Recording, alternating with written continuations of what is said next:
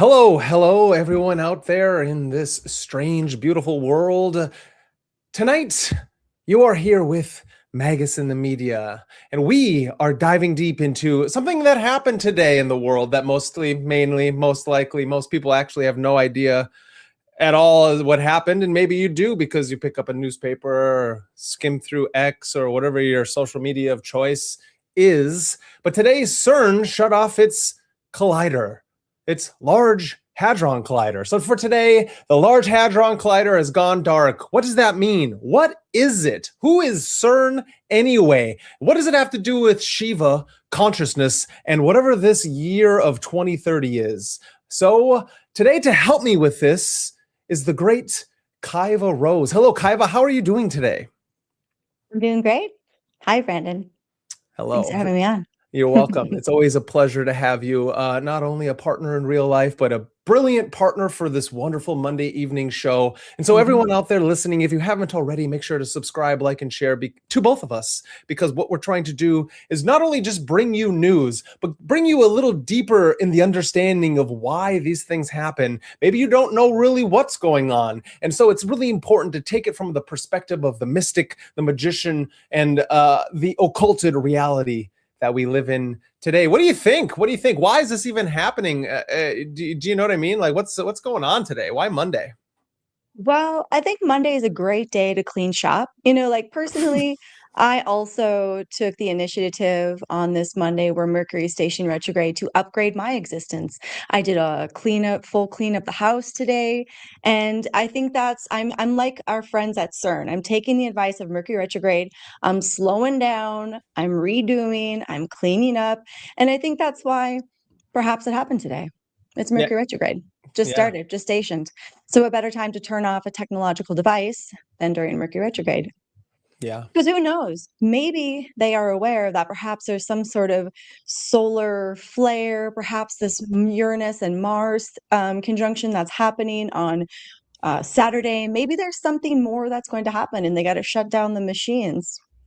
Yeah. I think that sounds quite brilliant. And I really like that as an underpinning, because a lot of times, especially in this show we have for this evening, we're going to dive deep into a lot of control mechanisms of why it seems they might be even having this, and what has CERN done for us through the years. And so a Large Hadron Collider, where they take small protons, billions of them, and then they spin them clockwise and counterclockwise around a 27-kilometer ring. Interesting enough, this ring where they're putting them through is smaller than the hair on your head. So everybody, right now, I'm not asking you to do anything terrible to yourself, but if you have a little bit of your hair, you can just pull it right out and you can just kind of take a look at it and pull it and realize that this 27-kilometer Large Hadron Collider, this ring in Geneva, Switzerland, which actually it crosses, we're going to talk about exactly where and maybe exactly why, a large area that then they put billions upon billions of protons, one of the smallest particles that you can find,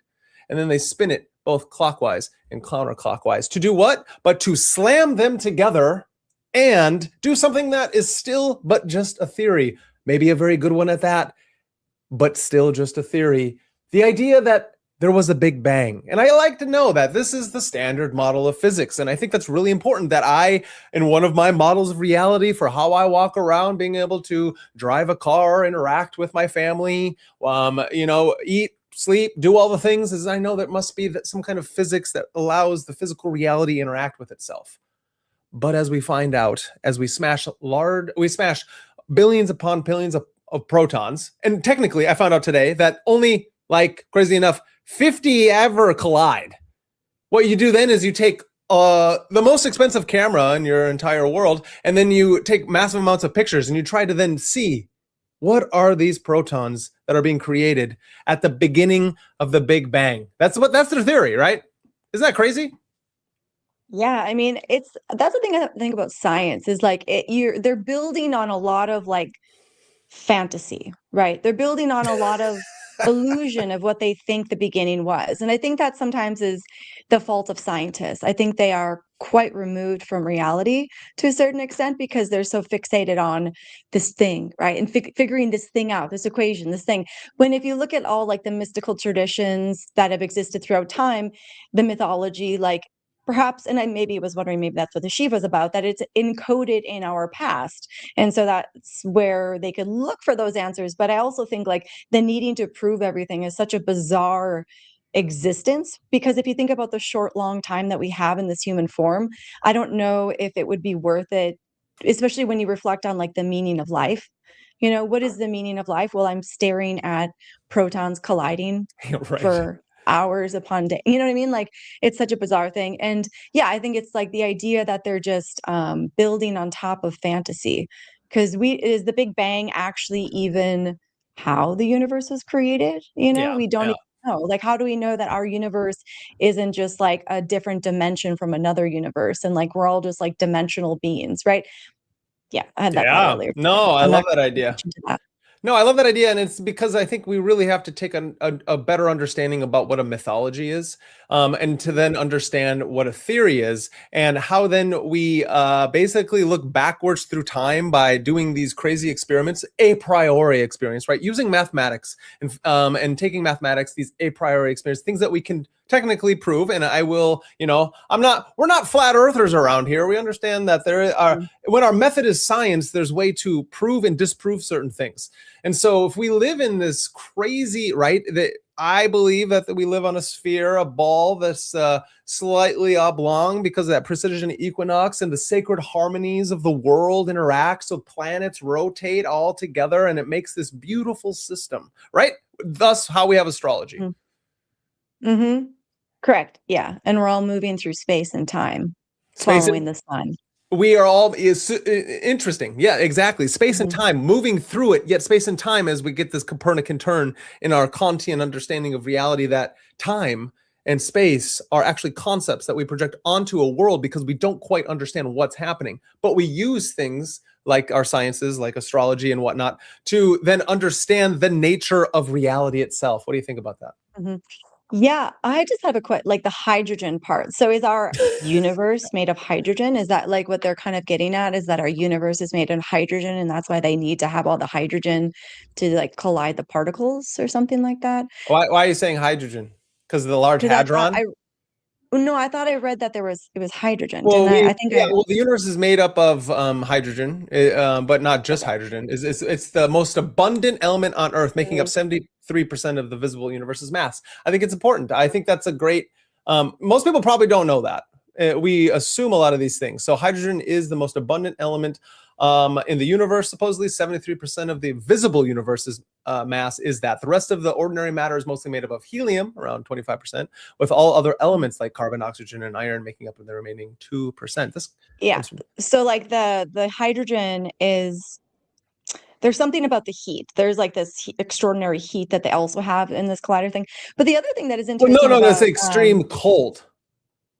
They are freezing. oh, They are freezing the magnets down to the basically as cold as like it is supposedly out there in space. oh, well, then maybe they reach a point of heat. I don't know. But Probably. Anyway. I do know that there is water in outer space. And I think that is something very interesting to consider is that we do think that I water agree. doesn't really, yeah, that water doesn't exist out there. So it's interesting, especially when you think about Saturn. Apparently, Saturn has a bunch of water around him. And in astrology, Saturn is in the temperament of that cold energy. But he's got a bunch of water around him. So how can he be entirely too cold? And I love Sorry, that idea. tangent. No, that's a great little tangent. And I think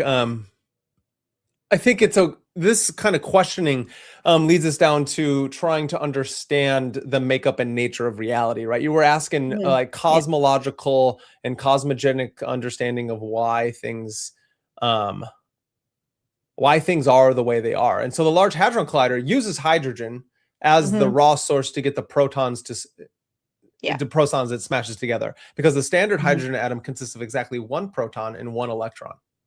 So it's Hmm. the easiest and cleanest source of pure protons in the universe. Hmm. And this Yeah. entire process transitions from a simple gas canister to the largest machine on Earth through a highly precise sequence of steps. Um, it's fascinating, again, everything that's going on. And so here, let's pull again. I agree with you. So if we believe in the electric universe model, I that was thinking like actually, Walter Russell. Yeah. like Walter Russell, and yes, and his, what was that book called? The book Light? Yeah, it's upstairs. Yeah. What, I The can go grab it. No, it's fine. That's Okay. completely. And so a lot of these theories, so again, these are theories that then we are spending billions upon billions of dollars to prove. And I think it's really important to understand that there is like a natural standard model of physics rule book, right? And so all these brilliant physicists that have ever existed have added to it. And it's like the universe runs off of these principles.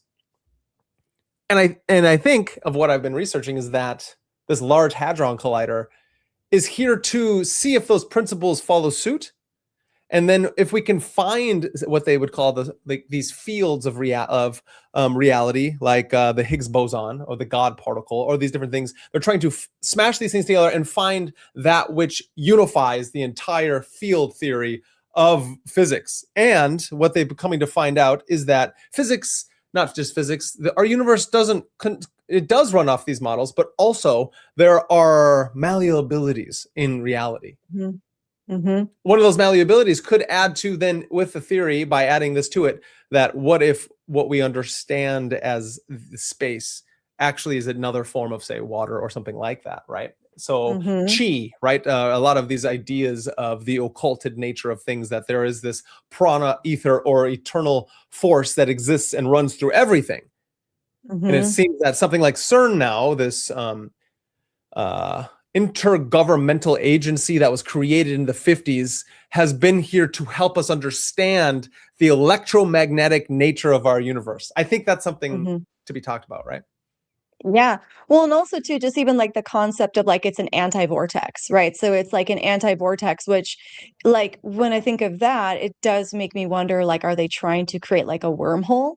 Right? Because they're trying to like split open reality. Like a vortex is pulling things towards, right? Like I understand they're trying to crash the particles and like see things, but it also feels like, I mean, wouldn't you also split open you would, I mean, that's what they're doing. They're colliding particles. So like if you're colliding particles, like aren't you ripping reality in some sort of sense?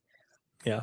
On like a small level? I don't know. That's a genius, because that is one of the theories that people think is going on, that as you're taking these protons and basically creating small little big bangs, that there has been certain effects to the nature of our reality and consciousness itself, which is then again why I put this in the title, is because consciousness is such a fascinating thing that when you get through to trying to understand the nature of reality, it kind of then obviously always comes to what is the nature of consciousness, what is consciousness itself, and these types of questions, which I think aren't asked enough in the public spheres. And what we're trying to bring to you all out there is to take a look at some of these things and say, we have our own ideas, but I want you to think for yourself and question the authority of everybody out there trying to tell you exactly what it is, what is going on, and what is the nature of our reality. Because as we realize that if we, like through Mark Booth and his work, The Secret History of the World,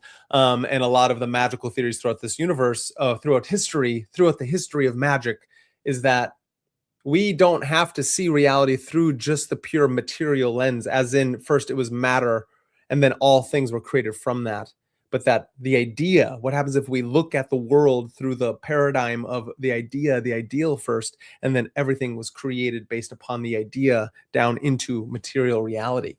And then what is it like now living within this? Because I think that's something really fascinating and important, is how do we live within this reality? And so today, CERN's collider goes dark, and here from CERN themselves shows us CERN bids farewell to the Large Hadron Collider and enters a long period, 4 years, until it's going to start back up. Today, the Large Hadron Collider, the world's most powerful particle accelerator, comes to the end of an extraordinary chapter in its scientific journey. Following its final physics run, the accelerator has been switched off to begin CERN's Long Shutdown 3, LS3, a major program of maintenance, consolidation, upgrades, and installation work that will prepare the laboratory for the high luminosity LHC, high lumi LHC, the next phase in the exploration of the fundamental laws of nature. Pretty fascinating, huh?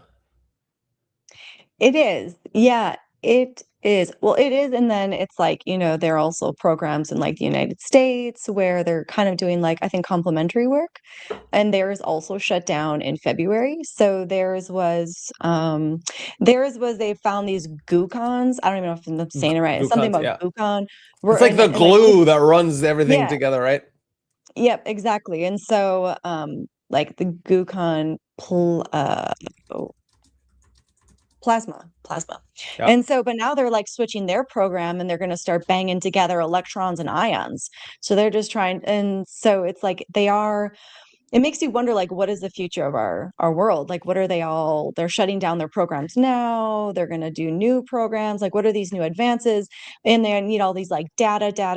We're gathering data. We need data centers. We need to store this information Right, somewhere, right, right, right. so I don't know. There is a lot of interesting things happening. Did you find So there? I did. So Yeah. yes, the US has its own collider and it has more of an interesting history than people realize.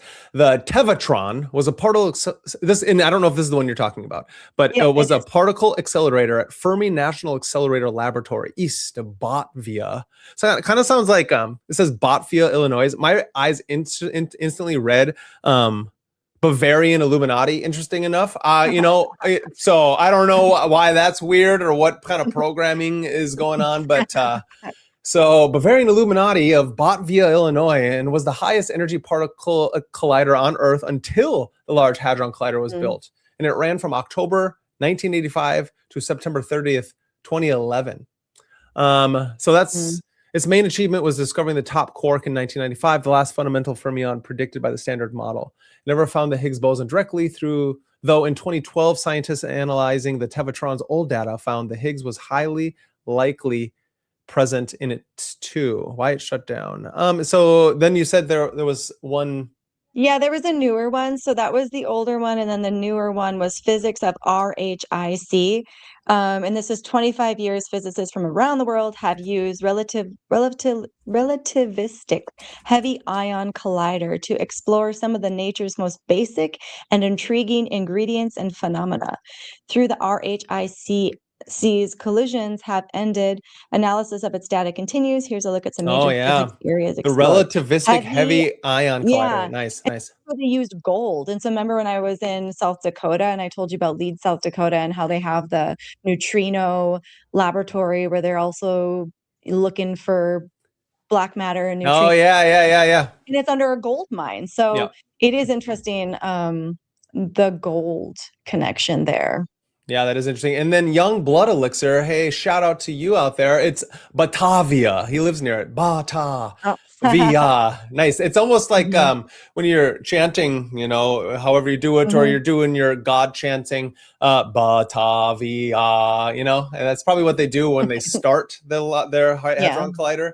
It's like, how do you Mhm. pull a ritual in that is invoking like Mhm. Batavia, right? Yeah. And so Yeah. that's That's good. fast. That's fascinating, and that gets back Mhm. to it. So we're gonna play in and out of this because it's One if more thing. please. Mana, like mana. When we think of mana from like way back when, like Right, mana, right. the white gold, Oh right? yeah, Like the white gold that supposedly made things levitate, right. Interesting. So it's Yeah, interesting that they're using gold for these experiments. that is actually quite fascinating. So to Mm. continue on yours, and we're going to get back to the Large Hadron Collider that's shutting down here because CERN has a lot of mysterious things. But yeah, it's at Brookhaven. So this relativistic heavy ion collider at Brookhaven National Laboratory in Upton, New York. It started colliding particles in 2000. It accelerated protons and atomic nuclei to near light speed before smashing them together, recreating conditions from a fraction of a second after the Big Bang. This Big Bang nonsense. What did Terence Yeah. McKenna say? He said, give me one good miracle and I'll explain the rest, right? The Big Mm-hmm. Bang, and then you get this beautiful standard model of how the universe is expanded into the everything Yeah. until finally it'll wear out as we all burn away in some dying flame. Maybe that's very reminiscent to INRI, all of nature must be renewed by fire. Or you get Mm-hmm. this beautiful 6,000 years ago, Adam and Eve were created from clay, and then all of a sudden there's another thing with Eve being taken from the rib, and you get these two Genesis stories about God speaking matter into existence. And he says, Bereshith, right? In the beginning was the word. the word being logos, and that logos is that internal fire that created the spark of the all thing. It's fascinating. Mm-hmm. Different mythologies Mm-hmm. to play with. Yeah. Mm-hmm. Jug says, look into the story of Batavia ship, one of the craziest stories ever. Fascinating. We're gonna have to look into that. Thank you. Mm-hmm. Thank Yeah. you. Thank you, Jugs. And to continue with this is to weave in and out is the mythological understanding of a strange substrate of information in this field theory that is continuing. And in the occult perspective, we're understanding how you're building up your auric field, or the light body, or the rainbow body, or the diamond body, or this thing that what do they call it? The electromagnetic field around each human person that has this heart, nervous system, brain, mind, body embodied connection with the all thing, the all existence. Mm-hmm. And then you get the particles that are being sped up, the protons that are being moved and differing, because in our electromagnetic body, the electric, the masculine, the magnetic, the feminine, are then spinning counterclockwise and counterclockwise around the body. Some would say the Merkaba, right? This thing spins at ever great speeds. And what happens is, say, if the folklore is what happens if one of us were to tap into our Merkaba, this chariot vehicle, and then spin it at such a great speed, if we knew the keys to our nervous system, and then all of a sudden blip out of existence and end up somewhere else. Fascinating enough. It seems like that's exactly what they're trying to do in a different way, by then creating these small little big bangs and seeing what are, it's like an inversion. Interesting. Another inversion. Let's see what kind of particles are created at the beginning of all things, and maybe we can understand. It's almost like they always just try to want to understand what is the nature of God. Yeah, for sure. Yeah. And so it's almost like this is another thing, everyone out there that is listening to this. It's always ways to weave in and out of the right, Schrodinger, as well as the Copenhagen interpretation. A lot of these things that Robert Anton Wilson always talked about is when he's talking about how we are always going to try to find something that is the smallest and what supposedly makes up all things. And every time we look, our consciousness, as we talk about what the thinker thinks, the prover proves, is going to find a new smaller particle always, right? Right. And also too, like, using this, I just like am going through my brain of what I saw today, researching this stuff. Using this stuff isn't just like for science for the fun of it. It's like this is probably also used for military stuff. And if you look at the photos from, I think it's that website that you're looking at right now, or I can actually pull it up maybe. Yeah. But there's photos of when they actually made the gold collide with each other. So like when it collides together, because they've taken off all the protons, or they've taken off all the protons from the gold, and so the gold can collide easier or some shit like that. That's And when cool. it does, it actually they're able to see all the protons that come, or protons, I think it's protons. We'll look it up, when they collide together. So it's almost like, how are they using this weapon? Because we think about, like, the type of weaponry they have to really stop a person in their tracks, right? Or to make people do things. Like, how do we know that this information is being used for good? They say it's like, oh, it's for medical, it's for, to help everybody. But how do we also know that it's not used to hurt people, right? Like, if all of these elements are contained inside of us, did you find the photos? Is it on Science News? Oh, it's on this one that I sent you, the physics of RHIC. Oh, I got it here. Okay, we're doing it live, everybody. See it? I don't. Here. Oh, night. So these ions about to collide, ion collision, quarks. These are the quarks. Yeah, the glucons. So these are the things that hold everything together. And so that's what they were able to figure out. And this is the quark gluon plasma created. So by smashing these ions together, they were able to create the quark gluon plasma. Fascinating. So, I mean, that's pretty fascinating. Is that the one you plasma, sent? Did you send that to me on email? Yeah, I did. Okay, yeah, here we go. It's the one that starts, yeah, you found it. I mean, it is fascinating. I do love like science and all this kind of stuff. I do find it very fascinating. But at the same time, like I do hope that they are using it for good things and not to just like harness evil spirits or summon, demons or Yeah. some shit. Yeah, no, I think that is Oh, quite this is the important. hotter than the sun one. Yeah, like the temperatures inside of it are like extremely hot. Nice. Mm-hmm. And as we do it live and run through these beautiful moments together, we're trying to understand what is and why. Mm-hmm. Right. And it's so again, as you all just tuning in today, June 29th, 2026, the Large Hadron Collider enters a long shutdown number 3. And Number Mercury 3, station's retrograde. and Mercury station retrograde. Thank you. And 3, as in this is the 3rd time that they've shut it down since it's started its inception in 2008. The machine goes dark, yet CERN itself stays open. CERN, Mm-hmm. this strange place. Thousands of scientists and engineers will continue to work trying to upgrade this collider, which then they will be turning on in 2030. They'll be turning it on with 10 times the collision Mm-hmm. rate. 10 Yeah. times the collision rate. Data. Think at all the data we're going to get. We need data centers to hold all of our data. That's all Yeah. they care about is data. Did you get the data on that? Did you get his data? Did you get her data? Did you get the data? Did you get the data? Yeah, and it's fascinating. Same thing with the AI data centers that we keep talking about. It's collecting the Exactly. most data possible. And it seems Mm-hmm. to be this kind of archonic, mechanistic Yeah. postmodern worldview to that, like, and is this postmodern itself? No, the Large Hadron Collider is as far from that as possible. Or is it?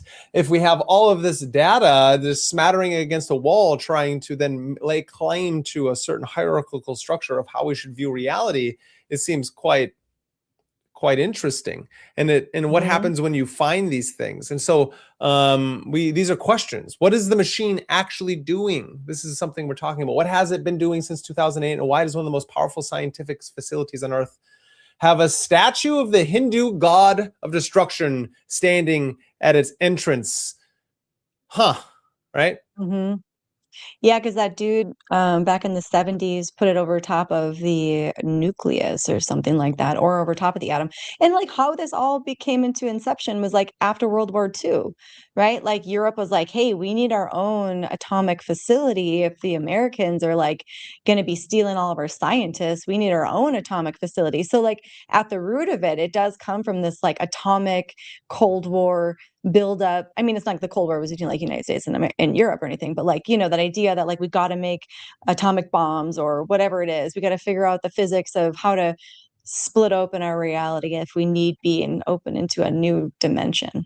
Yeah, no, completely. It's like interesting, the Faustian bargain we make, and Exactly. with this Yeah. kind of like sorcerer's apprenticeship of Mm-hmm. doing things that we don't quite understand and thinking we do. Mm-hmm. And the obsession with it. Yeah, and exactly. And so in Faust, right, you get this Mm-hmm. Mephistopheles and Faust himself, and he basically signs away his soul to gain power. Mm-hmm. Power, Mm-hmm. interesting enough, is seeming to be something that we all do ascribe towards and after. But what is that power for? Are you using it to try to control the universe or control Mm-hmm. others? Or are you using that power to be able to control yourself and your lower Mm-hmm. desires that can't go away, but can be put under lock and key by reason? But what happens when reason is taken too far, as we've gotten in the Enlightenment, which this is Mm-hmm. the epitome of Enlightenment thinking, that we can fit it all into one theory instead of understanding Mm-hmm. the esoteric nature of things in the occulted perspective, is that there are hidden aspects to everything that happens.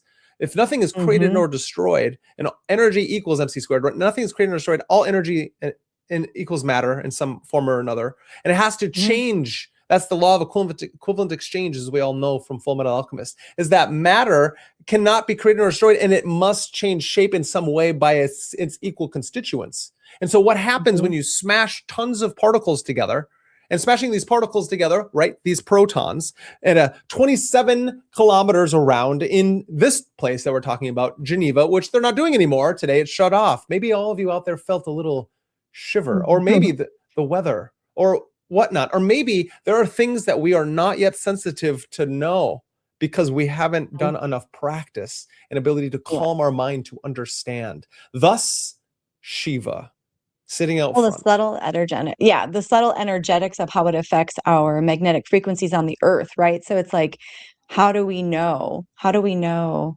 how it is affecting our frequencies until we actually just like have time to tune in? Yeah, and thank you. I completely agree. Which, Shiva being the god of destruction isn't just the god of destruction. He actually is the full living breath of like the three-way many Mhm. things. And so he's got many different things. But the Shivaite cult is, I think, something that we're going to get to throughout this beautiful show. So go back to what you were saying, right? The idea of the post-war origins of CERN. Mhm. Right? The idea was first publicly proposed in 1949 by French physicist Louis de Broglie. UNESCO conference in 1950 and 51 built the momentum for this, and then 12 European governments signed the convention in 53. It entered into force September 29th, 1954. This was the laying the foundations for the creation of CERN, because of Europe was like, shit, a bunch of these countries like, we have just been decimated over World War II. All the crazy things that we know has then stemmed from World War II, but that's not just the beginning. World War One, and then before all those Mhm. things, you get the layout of the buildup of Mhm. these great world wars and this changeover. Seems to be Mhm. like a changing over of systems, so to speak. Oh Interesting yeah. enough, right? Oh yeah, for sure. I mean, there was so much I don't even know. It's like, yeah, it's such a confusing time period, or did we lose years? Did we gain years? You know what I mean? Like, Yeah. also, like, I'll always go back to the fact that, like, in most astrology books, Tartaria is written in there like plain English. It's just like Tartaria is in the energy of Aquarius. Like, so there are things that are quite interesting that conspiracy theorists say did happen. And I think there could perhaps be years that were taken away, put in there. I mean, especially, I'm not going to actually get into a little bit more than what I was going to say, but yeah. Nice. Self-censorship sometimes works, Mhm. sometimes not. But fascinating enough, the Batavia, right? Mhm. We just got this nice little fact. Thank you, Youngblood, coming out with weird facts. Just realized Batavia is one town Mhm. east of Yeah. Geneva, Illinois. Hadron is in Wow. Geneva, Nice. Switzerland. I Nice. couldn't have said it better myself. Thank you, Youngblood. Mhm. That's fascinating. And then again, the coincidence Yeah. control center runs on high. Maybe another one of those nice Mhm. little strings pulled from this strange collision of particles that continues to rev up and ramp up and now is shut off. Like, who knows how the stitchings and fabrics of reality come together through these strange things. You know what I mean? Yeah. What was that place called again? Batavia. Batavia. Yeah. While you look that up, I'm going to continue with the founding of CERN was driven by two distinct motivations. Again, the wars, Europe wanting to do these things. And so there was, what else? They have European physicists recognized that only by pooling resources could they compete with the United States in nuclear physics. Mhm. Whatever. I think it's funny when they say that they're trying to compete with other countries. And then you get this, the parasitic oligarchical control structure, which is, they're all working separately, working together, right? Because there's not Yeah. one underlying, like, one world government, this is kind of what it's moving into, right, with the 2030 agenda and these types of things. But there are many. This is why it's such an inversion and such a deal to understand the underpinnings of critical thinking. Mhm. One world governments are hard to work because individuals all have their own ability to conspire against each other, because human nature kicks in, Mhm. and then you've got your own interests with your own family and your own organizations. Now, that doesn't mean then that there can't be one overarching governmental structure, a la the AI coming technological dystopic reality that we're moving into with Palantir and Oracle, which were CIA, black government, deep state budget run organizations. And then they got let go and then got put in the hands of certain individuals like Larry Ellison and Peter Thiel and the PayPal mafia as the black government, the deep organizational black budget, DARPA and whatnot. They feed people with these things. Elon Musk, interesting enough, did he create the neural chip? No. Mhm. right? He didn't do that. That No. man didn't create shit. You know what he is doing Mhm. is a face, right? With the PayPal mafia, as they are like, here you go. You people are going to help us usher in this paradigm shift as consciousness shifts into a new state, a new reality. And those who don't shift well with it and don't understand the magical nature of our universe, those people will be NPCs, will Mhm. not suit along very well. You know what I mean? Like, there's such an Mhm. interesting thing going on with, but that has been going on for a very long time. CERN, the thing we're talking about, this organization, this intergovernmental organization that has no laws, because people have Mhm. tried to sue CERN about the Large Hadron Collider because of the fears of creating black holes and all this crazy shit, which Mhm. is like, if you're simulating a Big Bang, that means you're Mhm. doing the Big Bang.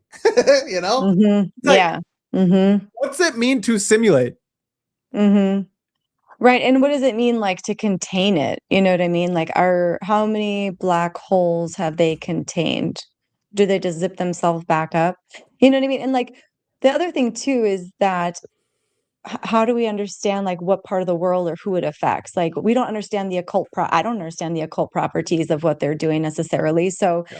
do they, because they are definitely working in the spheres of the occult, right? So they're working on things that can't be seen or experienced through the senses. So they're Mm. working in the occult spheres that used to only be for like people that can sense those things. Now we have scientists who can't even eat correctly doing these experiments. You know what I mean?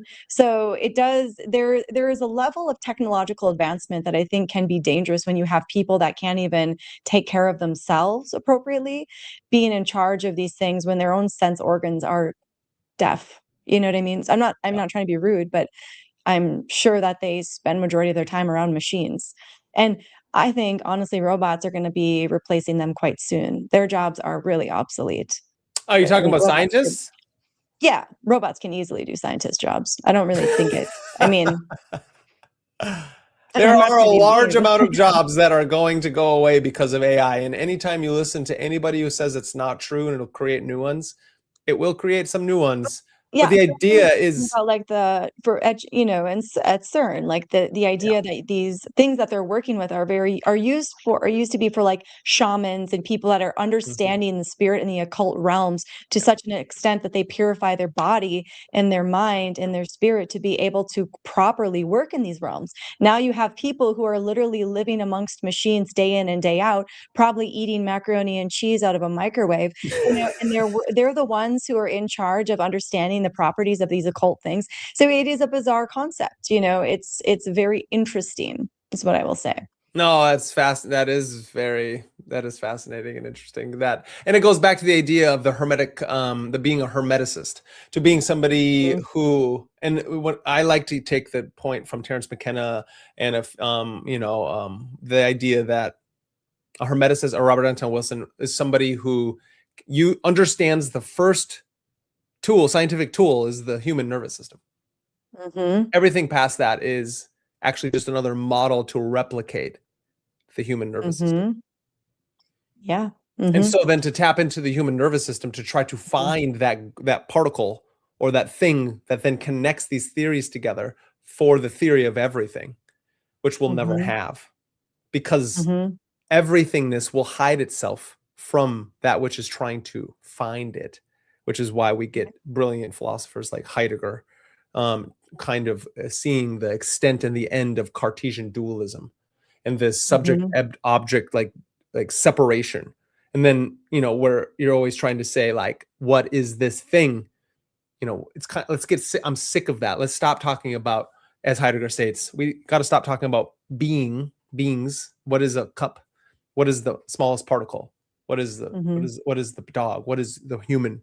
It's like, okay, mhm, but now let's talk about, right. And I think they're trying to kind of get there with this, but they'll always fall short, because once we understand that the body is the interfacing system, right? And those are just words. Those are poor words to use that Heidegger calls Heidegger calls it thrownness, and he says that you are already here.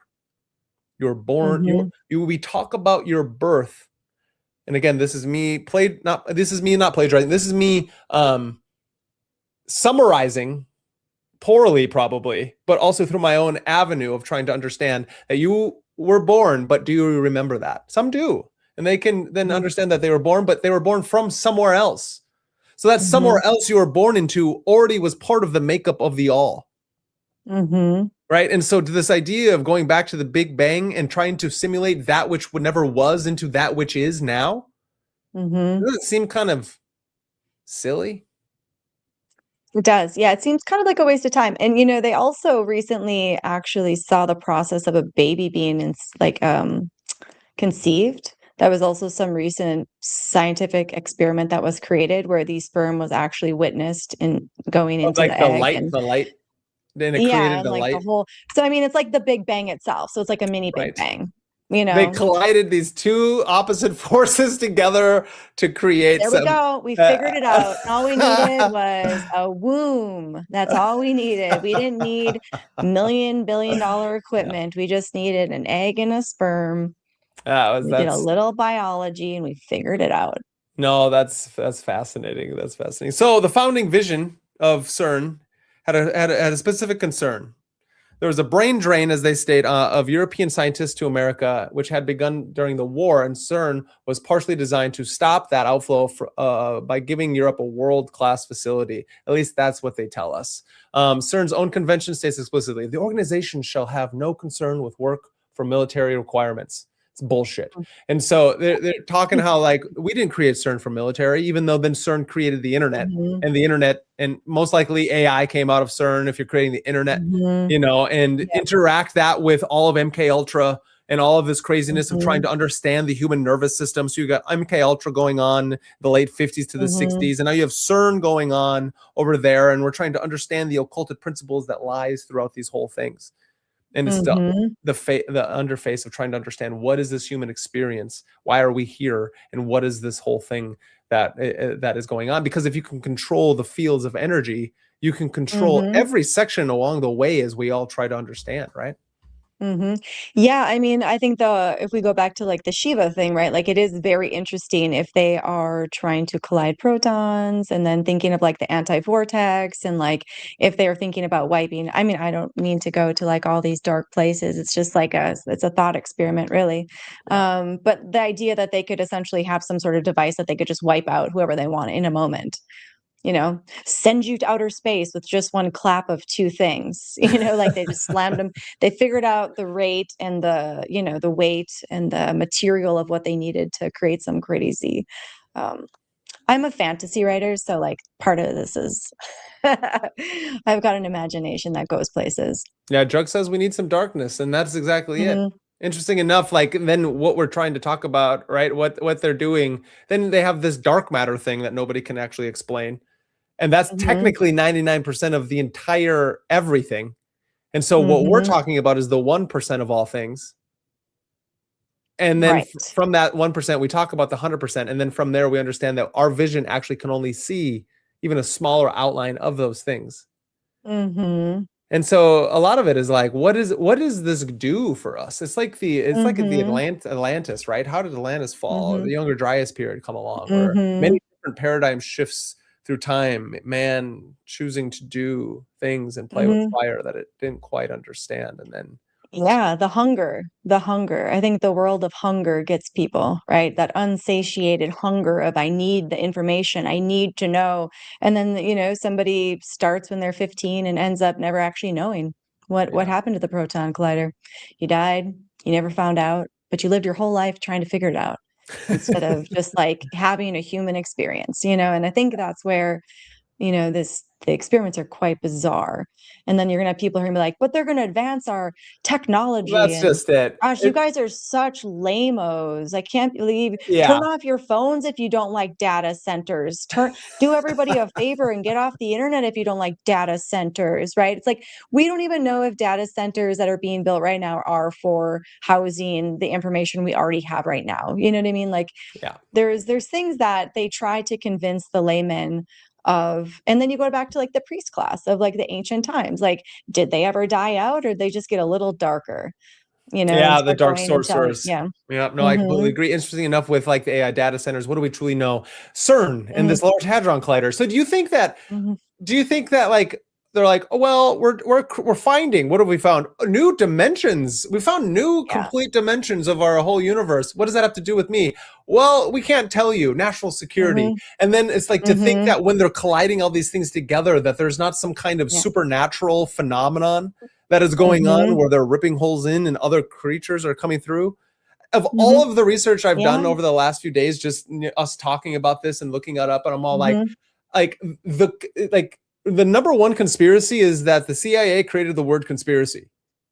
Oh, yeah, for sure. And so Yeah. then any kind of thing that doesn't fall into the line of, and because I watched Cleo Abraham, I watched a few of her videos over the last few days.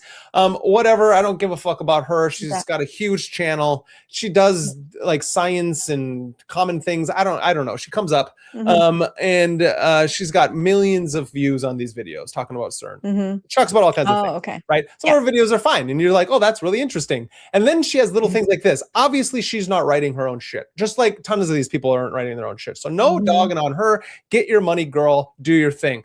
My problem is when you listen into this bullshit is that they'll play different crazy things that come up. And I say crazy because it's outside the norms of the everyday. And so it is crazy Mhm. when you think about billions upon billions, hundreds of billions of dollars going to a 27 kilometer a year, Mhm. 27-kilometer long ring so they can spin protons, vice versa, and then collide them to Mhm. create big bangs.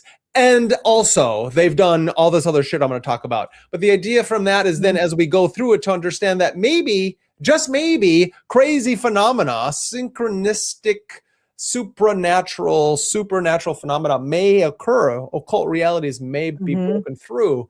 And then as it comes up to she's going through different things like that, and it pops up and she goes, some people even think that, what was it? Some people may even think that a black hole was created. What did she say?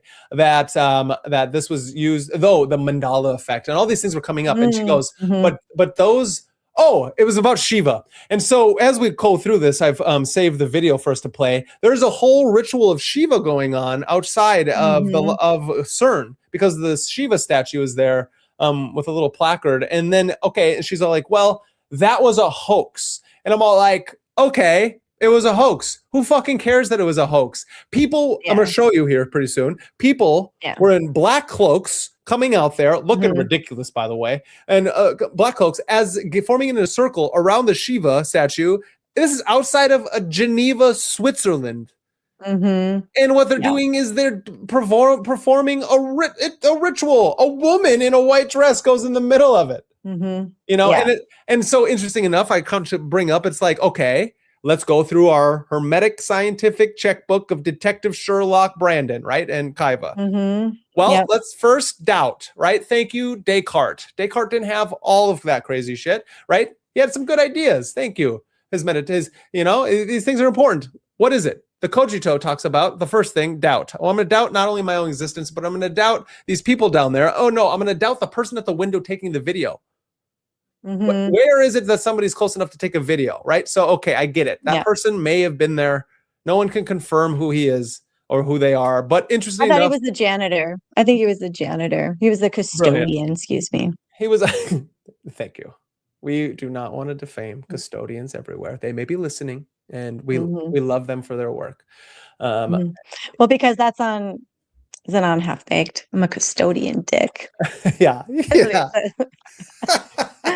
Sorry. Perfect. And so Yeah. we doubt that, but we say it's still happening. And then you say, Mhm. okay, there's a Shiva statue. Where did that come from? We're going to find out it came from India, right? And then there's a Fritjof Capra quote on it on a placard, and it says a certain thing. I've written it down. We're going to talk about Mhm. that later. But then you get these people in the middle of the night doing a ritual.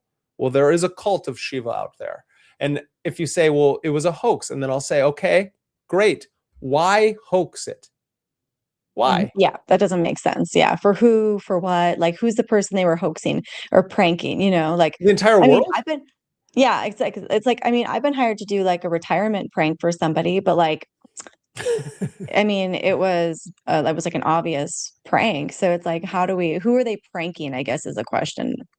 No, I Yeah. completely agree. But we digress. To go back to CERN, CERN has 25 members. As of stated in 2025, the convention has been ratified by nations including Belgium, Denmark, France, Germany, Greece, Italy, the Netherlands, Norway, Sweden, Switzerland. the United Kingdoms, and others added over subsequent decades. Israel joined in 2014 as the only non-geographically European full member. But European. Okay, cool. Not going to say anything to that. Wonder why. Huh. Yeah. Interesting. Okay, great. Observer status. So there's something called observer status. Japan, United States, European Union, and UNESCO themselves all hold observer positions. Russia was denied or revoked, suspended in 2022. Again, drugs agreed. Boo. Thank you. And everyone out there, thank you. We're going to continue this breakdown of CERN, the collider that goes dark, why Shiva matters, where's consciousness fit into all of this, and 2030, a very important number. The collider goes back live in 2030. Interesting enough, people have been feeling time speeding up. Have you ever been sitting at a restaurant, at a coffee shop, in the home, and you realize that maybe the clock on the oven doesn't match the clock on your phone? And then you get this weird suspicion that maybe time, somebody's doing something to time. But time isn't something that lives outside of us, because technically there is no outside to be had. The outside is the inside, and the inside outside is all around within at the same time. And so time speeding up means that there's something going on with consciousness, whatever that word is.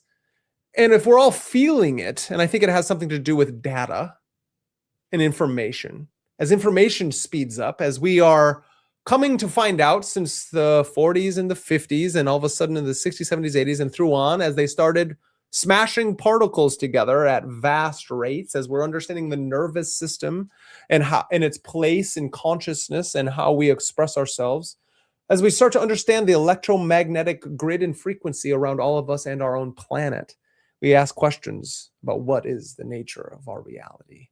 And upon asking these questions, we start to understand that if they are understanding and finding such things as they would call the God particle, the Higgs boson, and many other understandings of gluons and how this thing that the pre-Socratics and the ancients talked about, this ether, aether, prana, chi, many cultures for a very long time have had an understanding for that makeup of the thing that we're trying to understand in our own ceremonial magic, mystical, and spiritual religious understandings of the world. Science and religion at one time were connected, and through time they have been torn apart. And now it seems like there are protons being smashed together that are maybe finding out exactly the thing that they're trying to hide, that there is an experience going on, and consciousness is more than just a mere thing, a phenomena that comes out of the mind. It's not just a mere phenomena. These are all just words. And as we're trying to find the smallest particle in existence, we have to understand that there is more going on in the story. And we must look at it as that, a story, don't you think? Yep, for sure. And I mean, if you think about protons colliding and how that affects us on like a very microscopic level, like that creates tension, does it not? Like, doesn't a bunch of particles smashing together at high rates of speed cause tension in just our collective existence? You know what I mean? And then we think about like the wars that were started when they turned it on last time, right? They turned it on in 2022, I think you said. Yeah, 2022, right? So that's like when the Ukraine-Russia war, the Israel-Palestine, a lot of tensions. I'm not saying that's, but potentially, we don't know what the cause of this friction is. Like, if they're trying to create a big bang, like, doesn't that require some sort of like destruction upon our Earth? Can you get something microscopic like that? Is that something you can contain, or is that something that's an energetic value at a big level? I completely agree. It disappears actually, and they take photos. So it dissipates. Yeah. And so then they take that and they try to make some kind of understanding of like this thing. That's how they found the Higgs boson and other things they can't capture. Interesting enough, it's like, what if these people, I think if they were to take some entheogens or cannabis or something like that, then their minds would expand a little more, and then maybe they wouldn't be trying to, then the same people be taken to islands and right. And like weird island shit. I don't know. There's some kind of island out there, and there's only one though. And Yeah, they're there's all only still one. doing it. Yeah.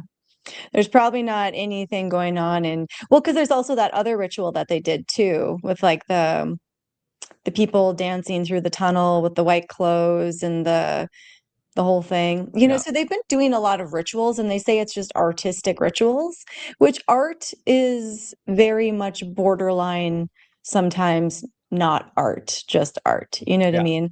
It's more of the occult art, which makes you wonder, what are they actually invoking? And Mm. so back to like the opening ceremony that you were talking about, whether it be false or hoax or not, like the Shiva statue itself was a gift from India, supposedly. So were they just mocking India by doing a hoax? You know what I mean? Yeah, Like, yeah, yeah. I mean, that seems like quite ridiculous, quite Yeah, yeah. insulting. No, They're it's like mocking the yeah. gods of a country. There is levels of that, it feels like. And then even if they're not mocking that ritual, mocking the gods by trying to take over and be God by figuring this kind of thing out. Interesting Hmm. enough.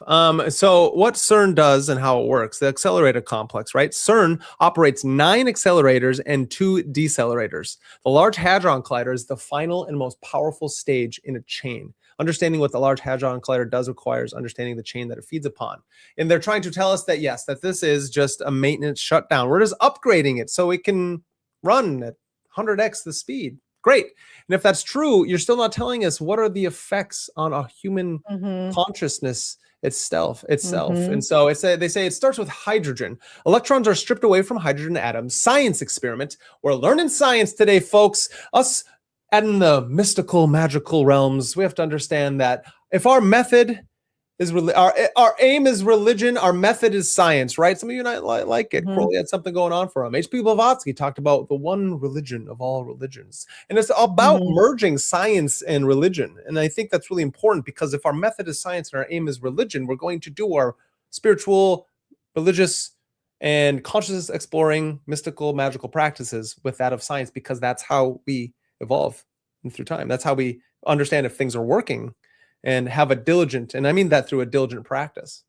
Hmm. Well, also too, like I think when you work in the occult world, you do understand certain things, and I think it's good to look at, what is the breakdown of what they're doing, and how can you decode it in your own reality to have a better understanding how it might affect you.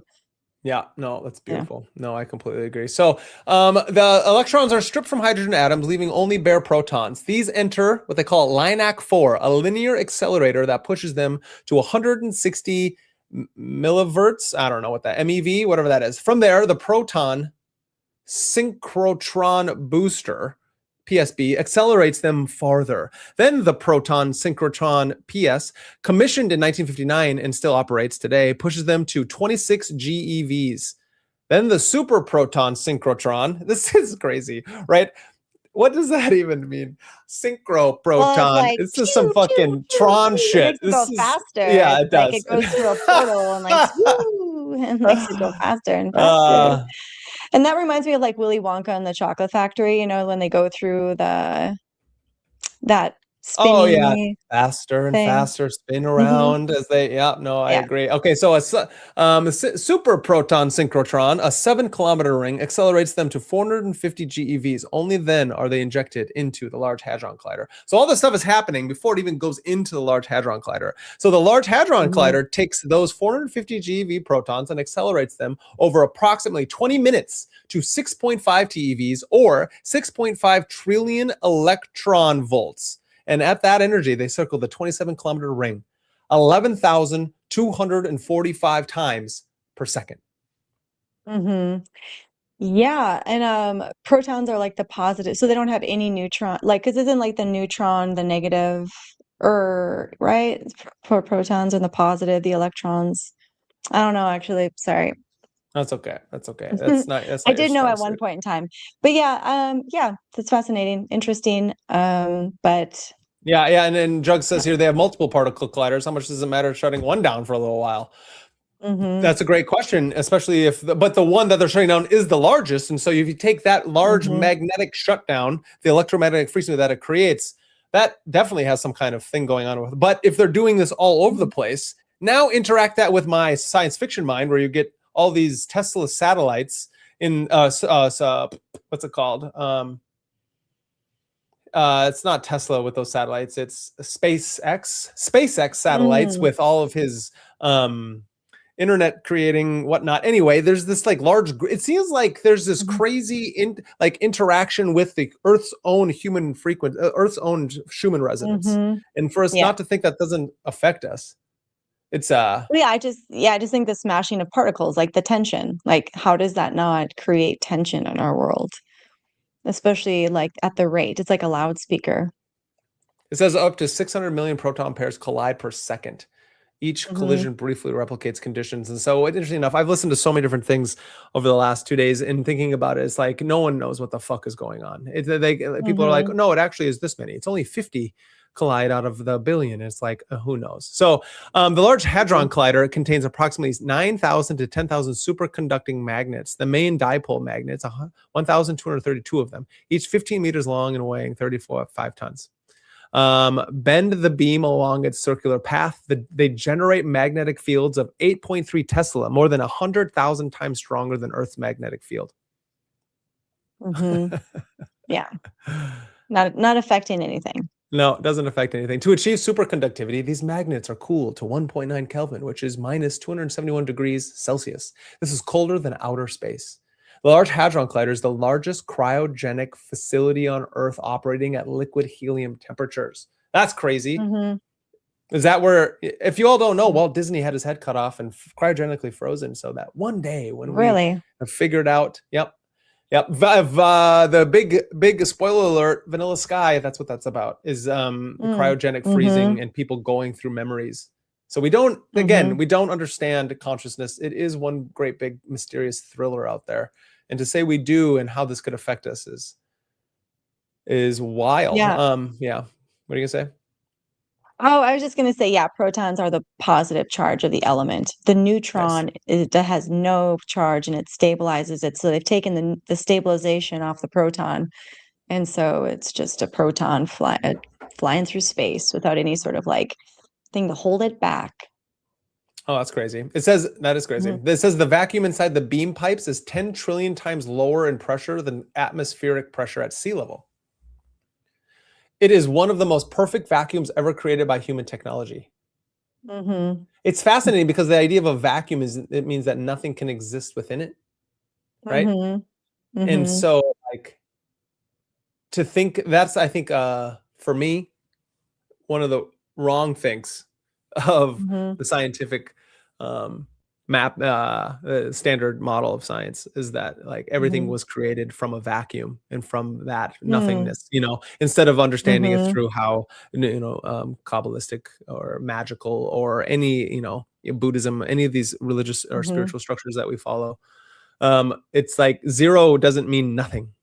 mhm, right, exactly, From yeah, nothing comes nothing, but from the nothingness that is of all everything can come all things. I think that's mhm, a beautiful difference that is really important. yep, Um, uh, so what has CERN accomplished? Here's a few scientific milestones so everybody knows. In 1973, they detected a weak neutral current inside the Gargamel bubble chamber.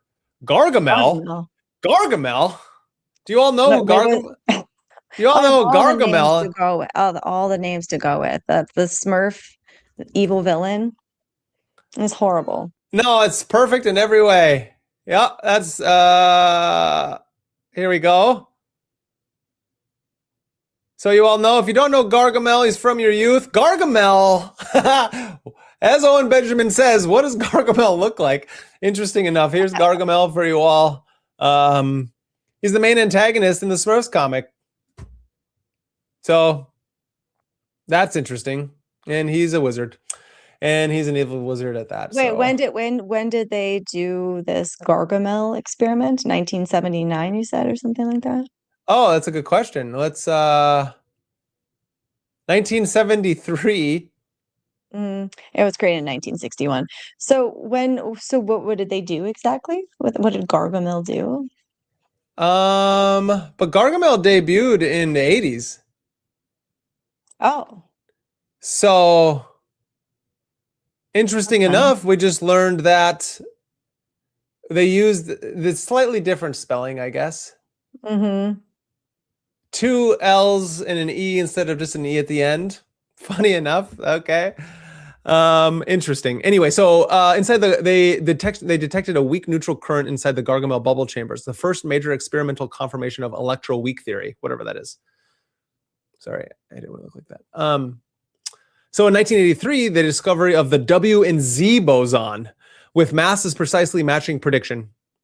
Carlo Rubbia and Simon van der Meer received the Nobel Prize in Physics for this. In 1995, the first creation of anti-hydrogen atoms. By 2011, CERN could contain antimatter for over 15 minutes, enabling direct study. That's fascinating. In 2012, they discovered the God particle, or the Higgs boson, the single most significant result in the Large Hadron Collider's history. Peter Higgs received the Nobel Prize. The Higgs boson and the Higgs field. The Higgs field was theorized in 1964 as a field that permeates all of space and gives mass to elementary particles. Without it, no particle would have mass. Without mass, matter as we understood it could not exist, supposedly. The Higgs boson is a detectable ripple in that field. Finding it confirmed the field's existence. Every particle composing your body and everything around you has its mass because of its interaction with this field. CERN has found the mechanism by which physical reality coheres into the form we inhabit. Fascinating. So that's fascinating. But I mean, it's interesting, right? But it's like, it's all just information, right? And it's like all just information. All they want is knowledge and no wisdom. And so I sometimes think like the fault of scientists. It's all fucking knowledge. Jugs. It is. Jugs, I completely agree. If you put tiny hats on Smurfs, it becomes a whole new cartoon. Oh yeah, that's good. So what remains unsolved? And you're right. You're right. It is all just like filler. It's like, okay, great. Does this make you a better person? Exactly. Because they already were people starving. Are less people starving? We already knew that there was a field that permeated all things, and then we had a certain amount of people who were like, maybe not. They're like, prove it, and they're all like, shit, we got to create whole philosophies and science because we want to prove this thing that they found out way back in the day with the pre-Socratics, and then there before them. So, but it's fascinating enough. Then it goes to the theory of how this information increase is happening, which accelerates consciousness explosion and technological advancement. Right. And then yes, Tara, you're right. I was the one to bring that up. Gargamel's cat's name is Azrael. Here we are. We got we got Jewish mystics invoking different demonic or angelic gods and putting them into cats, and they're going around trying to catch the blue fucking Smurfs. That's fascinating. So back at it. Every particle composing your body and everything around you, right? This Higgs boson. What remains unsolved is why the Higgs mass so small relative to theoretical predictions. Why is the Higgs's mass so small? That seems pretty personal. You know, like, geez, did they even ask Higgs if it, like, is this small to you? I mean, is it still, is it the motion of the ocean, or how are we truly doing this? Can the Higgs boson decay into dark matter particles? Question. These questions remain open. Does it matter if it does? And it most likely it does. Everything moves probably into itself, right? The standard model, despite being the most tested theory in science, is explicitly incomplete, and it forever shall be incomplete. So all Large Hadron Collision results to date are based on approximately 5% of the total data that the collider will deliver across its time. So here's the technologies born at CERN. The World Wide Web, 1989, by Tim Berners-Lee, a British scientist working at CERN, proposed a, right, this is like listening to, and it's probably true, Tim, right? Tim, talk to us. If anybody knows Tim out there, most likely he's probably dead, but if he's out there, we'd love to talk to him, or maybe his children, because it's like, did Tim create the fucking internet? World Wide Web? Was it one man who's all like, I got an idea. To be able to send data throughout the CERN thing, we need to all have small little ports. And this sharing information across networks of computers. Wait, let's do it across the entire world. Holy shit. Right? Yeah, it's hard to wrap your head around how that all operates. I mean, that's like a cult, principles. Like, Yeah, you know what yeah, I mean? Like, yeah. I mean, I can understand from a certain extent how to send information, but which makes you wonder, like, if that's already discovered, like, yeah, what are they using the CERN? I mean, the other question is like maybe the people, the vampires just like are done with this world. They're like, we're done. We're done with Earth. We want to go somewhere new. So maybe the Hadron Collider Oh, is essentially like a interesting. black hole. So Do it's a you, wormhole so that they can leave. oh, I love that. Do you remember when we watched Fantastic Four? Right, exactly. So at the end of Fantastic Four, spoiler alert, they create these Mhm. homing devices to be able to shift Galactus to another universe farther away so they had more time Yep. to Hmm. not die. And so Hmm. what you're talking about is fascinating is what if all of these particle accelerators around the entire planet, right? Theory time. This is where the Hmm. music rolls. La, la, la, la, la, la. And so and we go into a dreamland where we're all like theory time. Theory time with Kaiva and Brandon. Maybe these particle accelerators are moving crazy theory, crazier theory, guys. The accelerationism of the traditionalists, not just talking about just Evola and Rene Guénon, right? These are brilliant philosophers and mystics. But people, what I'm talking about are the accelerationists, the accelerational traditionalists, these individuals like Steve Bannon and Epstein, and then everyone a part of that clique of people who believe in the yogic cycles of the Hindu cosmological cycles or the Buddhistic ones or all these different aeons, right? They are trying to accelerate our planet through the Kali Yuga. And so how maybe, I'm not saying Steve Bannon is smart enough to do this, but there are groups of occult dark sorcerers who are moving along our whole consciousness and history fast as they can to the golden age. And then be Yeah, like, I mean, we may lose people at time. yeah, what a bizarre concept, what a waste of time. I just think like the karmic choice is so not worth it. You know what I mean? To want to accelerate. But yeah, I do think that it feels more like it must be some sort of transportation thing. Yeah. And You Nick know, Land, I hear you. Yeah. Nick Land, yeah, thank you. Yeah. You go on. Like a there's, yeah, transportation thing. well, Yeah. yeah, I mean, yeah, it must be a transportation thing because there is like no need to just watch particles collide unless if they are really that dry as humans, that they would just give up their entire life to just watch particles collide. Yeah. No, it's And fascinating. how about, Yeah. Stella, shout out to Stella. We love Stella from here. She's a brilliant, brilliant person that we like. Do you have an email address I could send you a proposal topic? I'd like to possibly come on the show and discuss sometime. We can talk. I'm putting up a Patreon here pretty soon. And then in one of those tiers, there will be the ability to write in topics, and then Kaiva and I will discuss them or talk about them for sure. And then I definitely do have an email.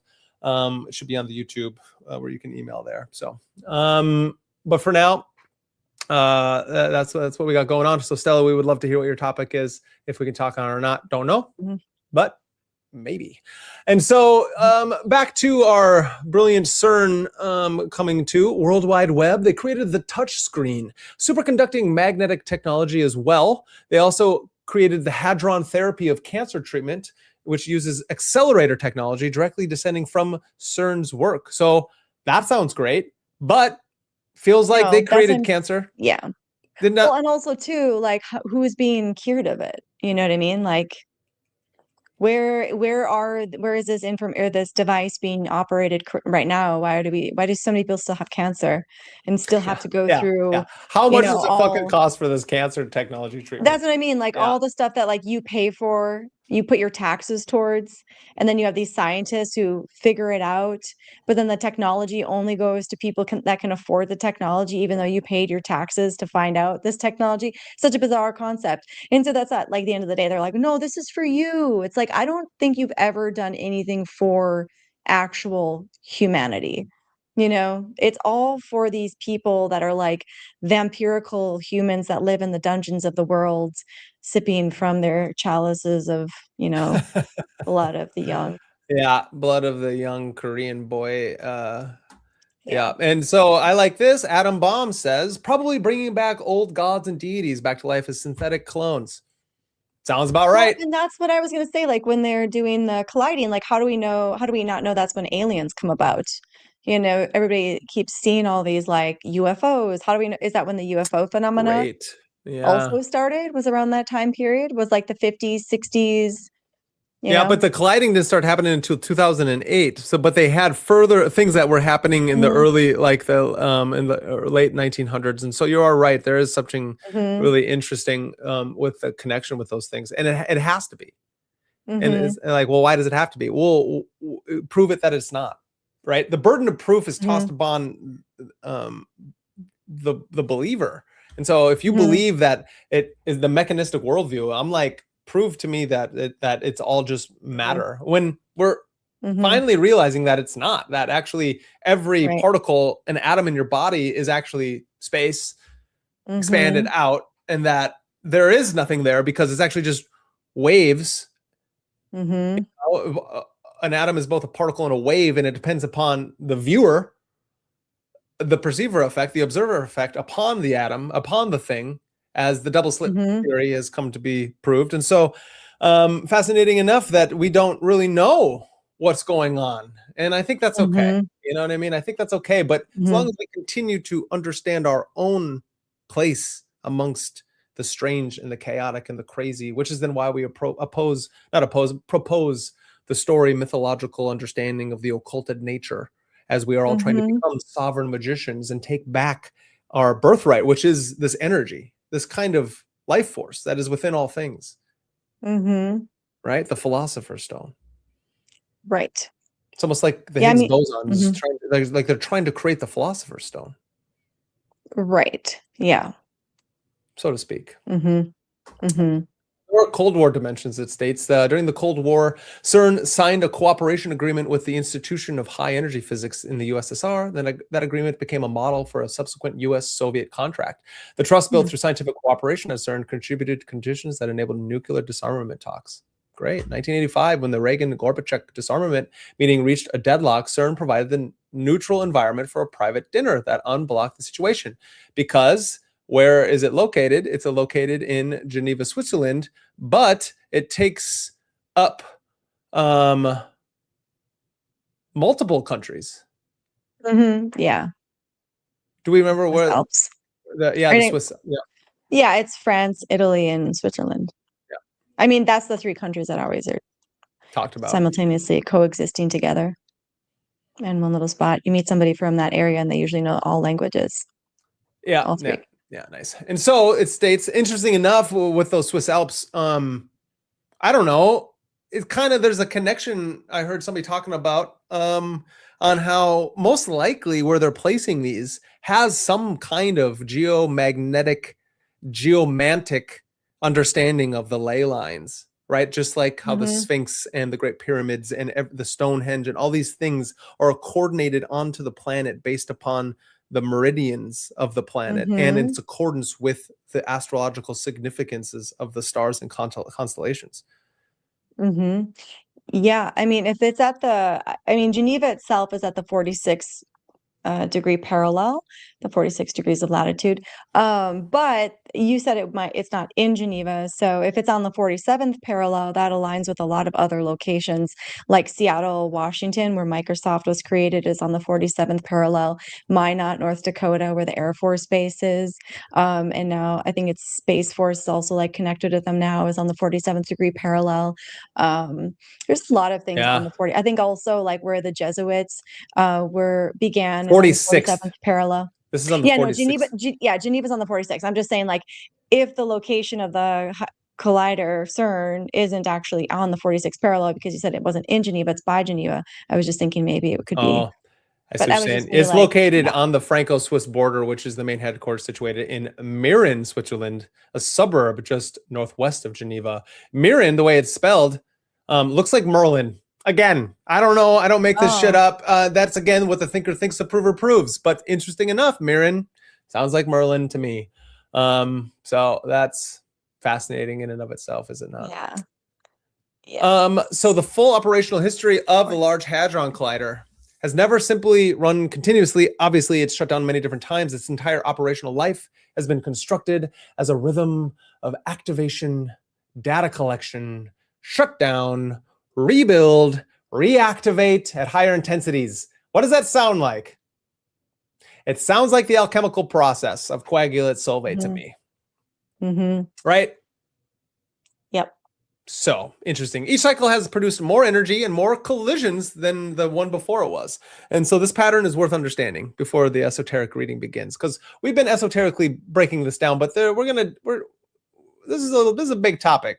And we're really going to go deep here. So again, everyone out there, we truly enjoy you as we are diving deep into CERN's collider going dark. What does Shiva have to do with this? Why is consciousness always talking? Why are we always talking about consciousness here at MagusintheMedia? And what is 2030? And right now I've got the great Kaiva Rose next to me, the traditional astrologer, tarot reader, Reiki master, and young adult fiction author. And I think intuitive, brilliant oracle that she is, and that which holds the beautiful sword to myself at times to make sure that my intuition and my logical reasoning align hand in hand. And so I really appreciate your perspectives on all of these things. Can you tell me, what is the importance of astrology on the human mind? Well, not just on the mind, the human existence, really. I mean, if you believe in rain and you believe in the weather, I think you ought to believe in astrology as well, because just because you can see because as well, weather is an occult property happening, right? We can't see the cycle of water, the precipitation cycle going up and down, but we get the rain and we get to see the effect of everything. If you also feel the heat of the sun and you are in tune with the moon and you recognize when people go a little wild under full moons, how it's kind of how the planets work. Each planet, as well as the luminaries, have their own energetic properties based on their makeup, based on their speed, based on their location from us, and also the sun. And so the way that they aspect us, the way that we look at them sometimes we look at them from a square position, sometimes we look at them from a trine or an opposition, or sometimes they seem to be right next to us. And so it really depends on the aspect as far as how we're experiencing that energetic value of the planet. But just kind of on a basic level, that's how astrology does affect us, is that each of the planets has its own frequency and it aspects us from an angular relationship. And they aspect each other from angular relationships. And then we witness and experience that angle relationship and how they're corresponding with us. And so it has effects on this planet. I think that's It's beautiful. a kind of good way to explain it. But then each and every one of us is essentially like a moment frozen in time. And that is what is our birth chart. A moment frozen in time, because your birth chart is something that you will have throughout your entire life. It's something that never changes, but it comes alive at different points in time as well, which is why predictive techniques are really helpful, because we can understand how every year is different from the other, how every month is different from the other, and every day. So, yeah. No, And I love how, that. yeah. Yeah, that's good, because we're talking about the Large Hadron Collider right today. And so the reason I bring that up and why it's so important is because there seems to be, again, this interstitial makeup of everything that's connected to everything else somehow. Because if energy is not created nor destroyed, it just changes form. That means that we are all interconnected in one way, but we're all separate individuals also, because our own internal soul makeup, spirit makeup, whatever that is, our own spark of existence is encompassed with a material form. But this material form isn't separate from the internal soul, just as like separate from the external world. And so with the Large Hadron Collider, how I'm connecting these two things together is that the Large Hadron Collider is trying to find the interstitial makeup between all things, the Higgs boson, the field, the morphogenic field that Rupert Sheldrake talks about, this interconnected memory of all things. And so if you can run these particles amongst each other and try to understand that there is some kind of interconnected nature of these forces that they're finding, then obviously the planets above us that are also moving upon a solar system, as it moves, as we in our consciousness are focused on this planet, there has to be some kind of thing, as we know, as in the astrological understanding and astronomy and alchemy and chemistry, and how we have this waxing and waning of these grand topics that then come down into its individual makeup on how we experience this in our reality, I want everybody to know that there is some crazy shit going on, and there is some ability to see why it's happening. Mhm. There are institutions across this planet that they're doing mad scientist stuff, dark sorcerers. They don't even know they are. There's just, Mhm. CERN has janitors, and it has 9 to 5 workers and high level scientists. It's data collection, and through this data Mhm. collection, they compartmentalize these sections so much, right? They say it's an intergovernmental organization in a place where there are no rules or laws or courts that can rule them. Sounds a lot like pharmaceutical companies to me. Mhm. Yeah.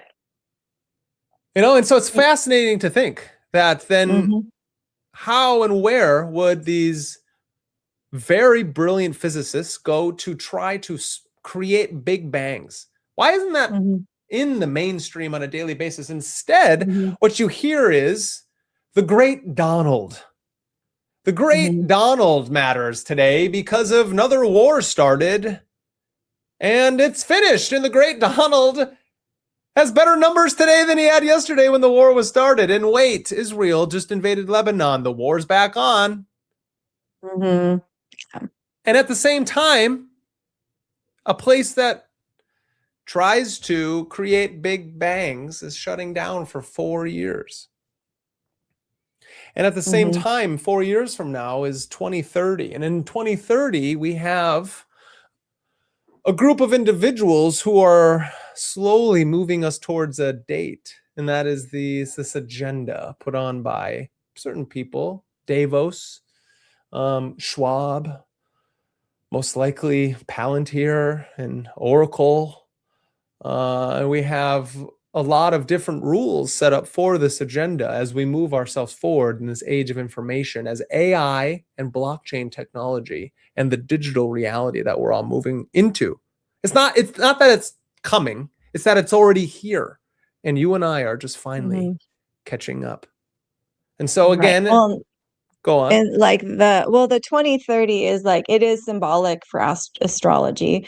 I mean, that is which is interesting because 1989 was the last time. Well, so Saturn is going to be conjunct Uranus in 20, probably it might be like 2031. Um, it's getting close, probably like 2031. But anyways, like that is a pretty significant date. I mean, it's definitely um yeah, definitely very significant. But also when they turned on the collider in 2010, that was when the sun was exalted, because we looked at the time as well. So Yeah. the sun was exalted, Saturn was exalted, the sun was at the MC, Saturn is in the opposite position because they have opposite places of exaltation. And then you have Mars in the ascendant, trine the sun. So like the idea that like at that moment, the proton particle, the sun, was at its highest, strongest point, and at that same moment, Saturn, the essentially kind of like the one that holds the sun in place, the kind of negative frequency, was retrograde, but also in its strongest position. So I do, and then you have Mars trying the sun. So I do find that very interesting for trying to find colliding energy. You have the sun and Saturn, which are naturally in opposition to each other, just naturally, and then you place them in a chart that are in opposition to each other, and you're trying to collide particles. That seems very appropriate. Sorry, I Mm. don't know if that makes sense. No, I love that. I love that. And why does that seem appropriate? Well, it seems appropriate because the protons are like hyper energized, right? The protons are like hyper energized, spinning around Yeah. these like tube things. And then you have this, they're colliding together, which is like a very Saturnian sort of like limitations, finding that space of like limitation and collision. Like that does seem very like Saturnian and as well as Martian, which both are connected in that. But just looked at it as like a very quick glimpse, and that's what I thought. Sometimes it's easier to make stuff in your mind make sense than it is to actually No, explain it to people who aren't astrologers. yeah, no, I love that. And I think it's really important because it gives, it gives us a little basis of trying to understand that there is this kind of divine makeup between all these things. And upon trying to understand them, we can have a better understanding of how to move through the world. And so if people Mhm. need to, they just make sure to subscribe to Kaiva's Instagram and YouTube, because she does weekly, daily, almost daily. You do multiple times a week, Mhm. breaking down the astrology. And so I think that's a place Mhm. that people can go for a little solace and understanding that we can have a little foresight. And if you know, Mhm. it changes it, right? As we learn with the double Mhm. slit theory. If I train my will, and discipline my mind and train my body, I can be just like a Bene Gesserit and have single focus Mhm. to be able to manipulate reality at my will. Hmm. And so if you can do that, if you can understand that, you can move through reality seamlessly in a way a lot better, because your emotions then change the entire makeup of your hormonal structure of the human body, right? And so if you know what Mhm. your astrology is, if you know that this today may feel this way for people. Well, what's interesting about today is actually this is Saturn's opposite. So this is Saturn's halfway through his trip. So when they turned it on in 2010, it actually just happens to be that this year is Saturn's halfway point on his trip around the sun, which takes about 27 and a half years.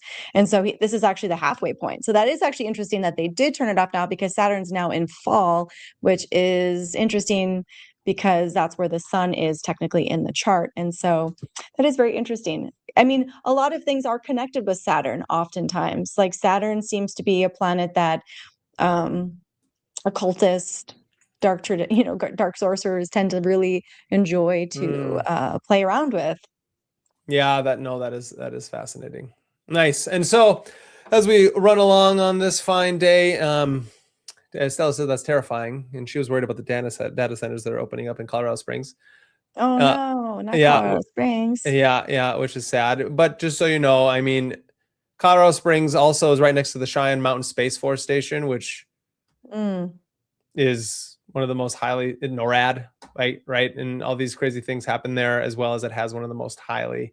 The Colorado Springs got a lot of shit going on, Stella, so you got a lot more to worry about mm. than that, just that. And so don't worry at all. There's nothing truly to worry Yeah. about, Stella, because you have friends here, and that's why we practice, and that's why we calm ourselves and understand that if we put up our barriers, banish, invoke, chant, meditate, breathe, we don't have to think of it as something that is, it's as they say, we shan't fight dragons that are not on our path. And there's not much you can do about AI data centers, right? There's not much we can do about the Large Hadron Collider. But what I think you can do is become your own sovereign magician, become a mystic, and tap into and awaken that inner flame, right? Awaken, become Buddha, right? Don't you think that's Mhm. the best way to defeat the dark sorcerers? Yeah, I think because at the end of the day, like they're not I'm gonna just last gonna say long. Like I feel like they'll just burn out.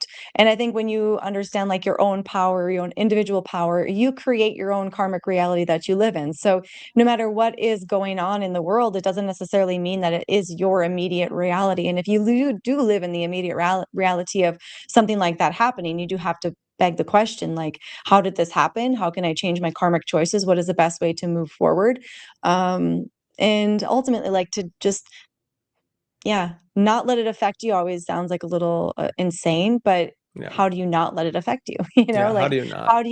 how do you say, like, well, what are my options? We live in a time where people who have money think that they have power because money somehow has equated to that in our time that we live in. And I think that's um you know, all they have now is control. And I Right? think Yeah. the mechanism of control doesn't last long.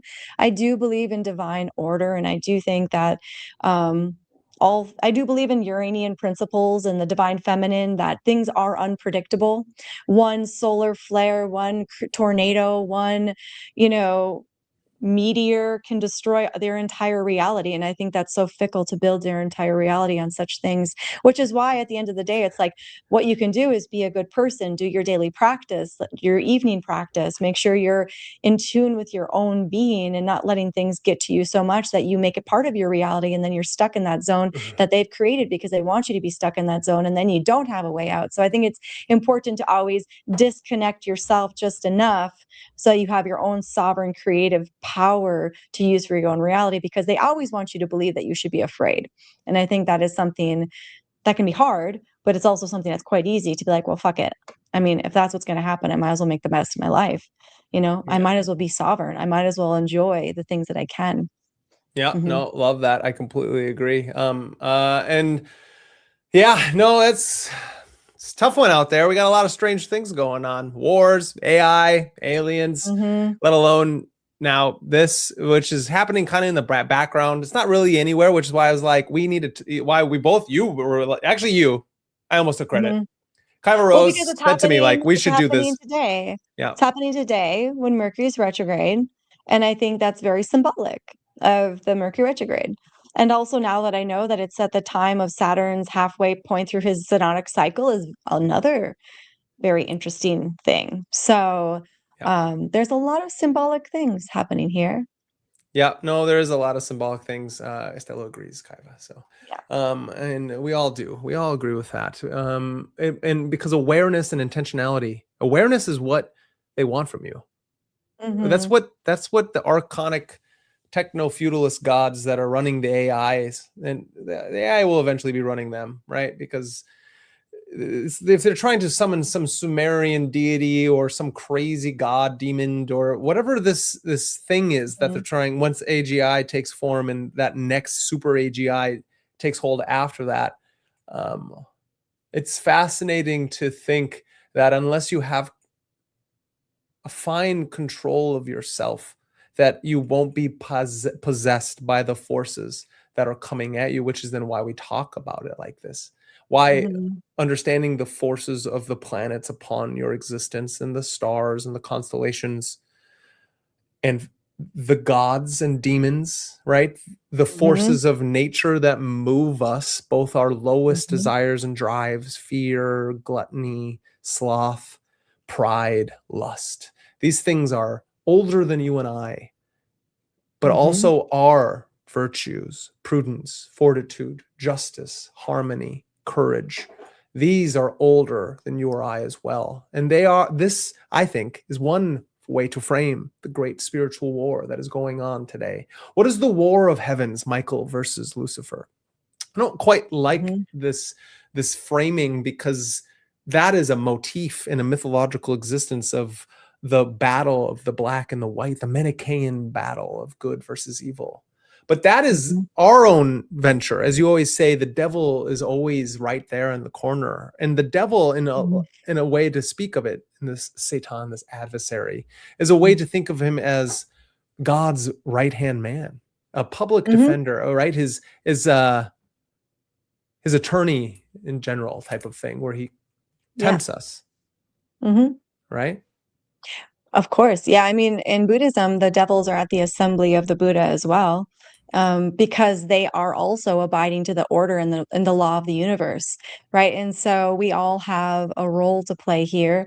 And I think the devil is the one that's like, well, if you said you're not going to do it, why would you do it? Right. So if you, and that's why it's like they always say, like, never say never, right? Because if you say never, that means that you could be tempted. And that's just like an easy Right. way to look at it, because it's like we always have to be conscious of, like, okay, I said I was no longer going to let that person be in my life. And then that person comes back around. That's what happens with like the devil card in the tarot deck, right? It's like, okay, well, let's reflect for a moment. Like, what is now in your reality that you already said you do not want? And it has become a temptation for you. Yeah.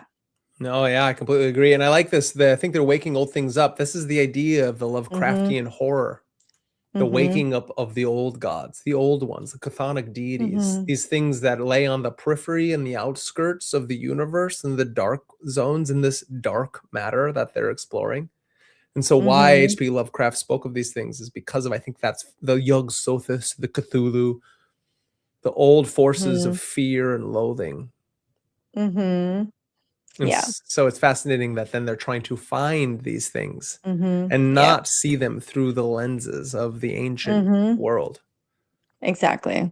It's dangerous. And that's why when disclosure happens, if it is a moment in history where the president comes out and says, the Nordics, we found them and they're the ones in control, or or who else? The ancient old ones, the Andromedians, the Palladians, the Syrians, any of these, I think, nonsensical ways of viewing extraterrestrials.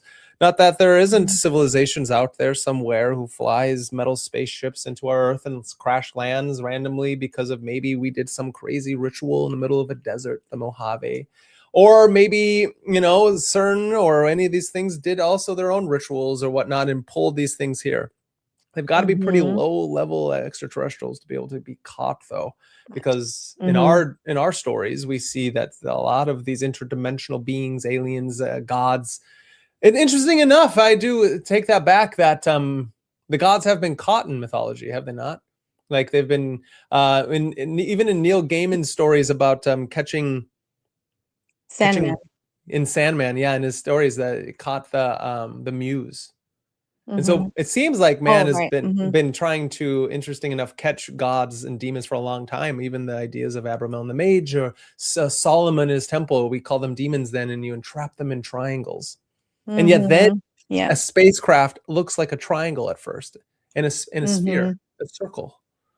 Mhm. Yeah, that's interesting. It's interesting. Mhm. Yeah, interesting enough. Thank you, Electrical Save Mastery. This podcast is the temptation I keep coming back to. Um, Yeah. we we appreciate you all. Source created it, therefore it has a purpose. I love that. It's a beautiful Mhm. teleological understanding. Time doesn't exist. Not really. Time is a flat circle, says Nietzsche. Time is many things. We are time incarnate, says Heidegger. To Mhm. continue on this Large Hadron Collider roll, the first run that it shut down was between 2010 and 2012.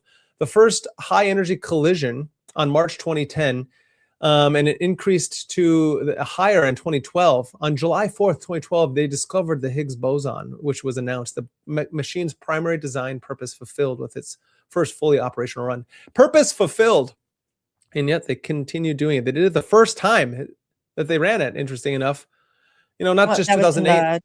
2012? That was 2012, yeah. And that's when also in 2012 the other W- device found something else. And what else happened in 2012? What else happened in 2012? The Mayan calendar talked I know. about a nice little But paradigm did shift. right. Oh, right. Yeah. Mhm. What were you talking Yeah. about? No, that's what I was talking about, but That's I what I was thought. like, because everybody was prepping for something, right? It was Yeah. like, and then nothing happened because it's Or not did it? apparent. No, that's, I mean, it's like it's not apparent to like the physical eye, but everybody was like, oh my gosh, it was like 1999 all over again. I feel like being a millennial sometimes is like we experience like these continual moments where it's like the world could be gone tomorrow. And we're Yeah. all like, all right, let's Let's watch it on the go. TV and let's like tune in. Let's watch the countdown. And now we have this like 2012 experience. It felt like it was all over again with that. Yeah, no, I agree. Yeah. Yeah, and I think, and Mhm. some people say that since 2012, this Mandela effect has been speeding up even more. And so I Mhm. think that's an interesting. Who knows? What the thinker thinks, prover proof. So, which if you think it, it proves it. That doesn't mean the Mandela effect's not real. It's just there's some interesting Mhm. shit going on. And so the long shutdown from 2013 to April 2015 is 26 months, and that purpose was to enable collisions at the full design energy. So they had to repair it, and it cost 150 million Swiss francs to repair that after Wow. because electrical cabling damage by high energy collisions during the first run, and they upgraded it. And so then the second one came on in 2015 to 2018. Collisions at 13 TeV, nearly doubling run one energy. The Large Hadron Collider delivered more data in run two than in run one. Awesome. Annual Data, data, data, data, data, data, data, data, data. Store the data. Let's store the data. data for the future. Let them know. Store the data. Isn't fascinating? I Store the actually want to store data. data for, well, no, I want to store data for the future. I've often thought about this many times about putting things in a trunk and burying it in my yard for the future. Just like, just like to like give What are them those just in called? case. Time capsules. Yeah. Yep. So are we going to build a time capsule? Yeah, no, I'll probably put like a little glass of lemonade in there with a straw. Here, A sip on this Smurf. I'm while gonna put a I'll Smurf put in a there. calendula flower in there, made in an amulet that I'll make. That'll be great. It'll be the best box for the future ever. They'll be so happy. Yeah, that's fascinating. Okay, good. I'm glad we're storing data Yeah. here at Magus and the Media's household. That's Yeah. fascinating. Thank you. Yeah. So Large Hadron Collider in the second run stored more data, as we found out. Detailed study of the More Higgs data. boson's properties, confirmation of how it couples to third generation quarks and leptons. More names, more particles. Leptons. Extensive dark matter searches. No new particles beyond the standard model found, despite strong theoretical predictions that they should exist. They should exist. Hmm. These things They should should exist. exist. This last point matters. The machine reached the energy range where supersymmetric particles and other beyond standard model phenomena were theoretically expected. They were not found. The standard model held strong. The standard model held strong. Read Rupert, everyone out there, read Rupert Sheldrake's work, The Science Delusion. Fascinating. He got canceled and TEDx because science is weak. Well, that's what I mean. Like all these things built on fantasy, right? All these things built on fantasy and the imagination. Such a wild concept. Mystic Mama says we should put a Nintendo cartridge in there. Great idea. Thank you. Yeah. Mr. Yeah. Time or capsule. A Polly Pocket. yes. And a Polly Pocket and a Mighty Max. That was the boys version. Yeah. Actually, I was going to do my book, and I'm going to tell them, like, this is the book. This is the true story of our world. Perfect. Yeah, we're going to put in Rue Odyssey in there. And this is the history of the world of the 2000s. This is what went down. This is your holy book from here forth. Follow everything I say. yeah. And then you'll create the religion of Rue. Yeah. Yep. And only my family are the sacred ones. Yes. Everybody else, sorry. You've heard it, people. Kaiva Rose is creating her own religion, and it is Rue Odyssey. But it's the religion of the future. I'm setting up generations to come because I heard that works really well. It does work really well. Oh, and Tamagotchi, brilliant. Mystic Mama, you have some pretty good ideas. We like what you're putting in the time capsule. Thank you. Yeah, Tamagotchi was fun. Tamagotchi was fun. So the long shutdown between 2018 to 2022 took place. So that was 40 months. So it's getting bigger, these shutdowns, right? 26 months, 40 months. And in that one, they originally planned for 2 years, extended by approximately 4 months due to COVID-19. So it shut down right before COVID-19. Interesting. Yeah. And some people out there, you've probably seen a bunch of conspiracy theorists talk about all these interesting reasons why these three things happen, right? What happened in 2008? The great fucking crash of 2008 where everything went haywire and we thought the Great Depression was coming along, which probably we're in, or they just fucked with our consciousnesses to think we're not in it.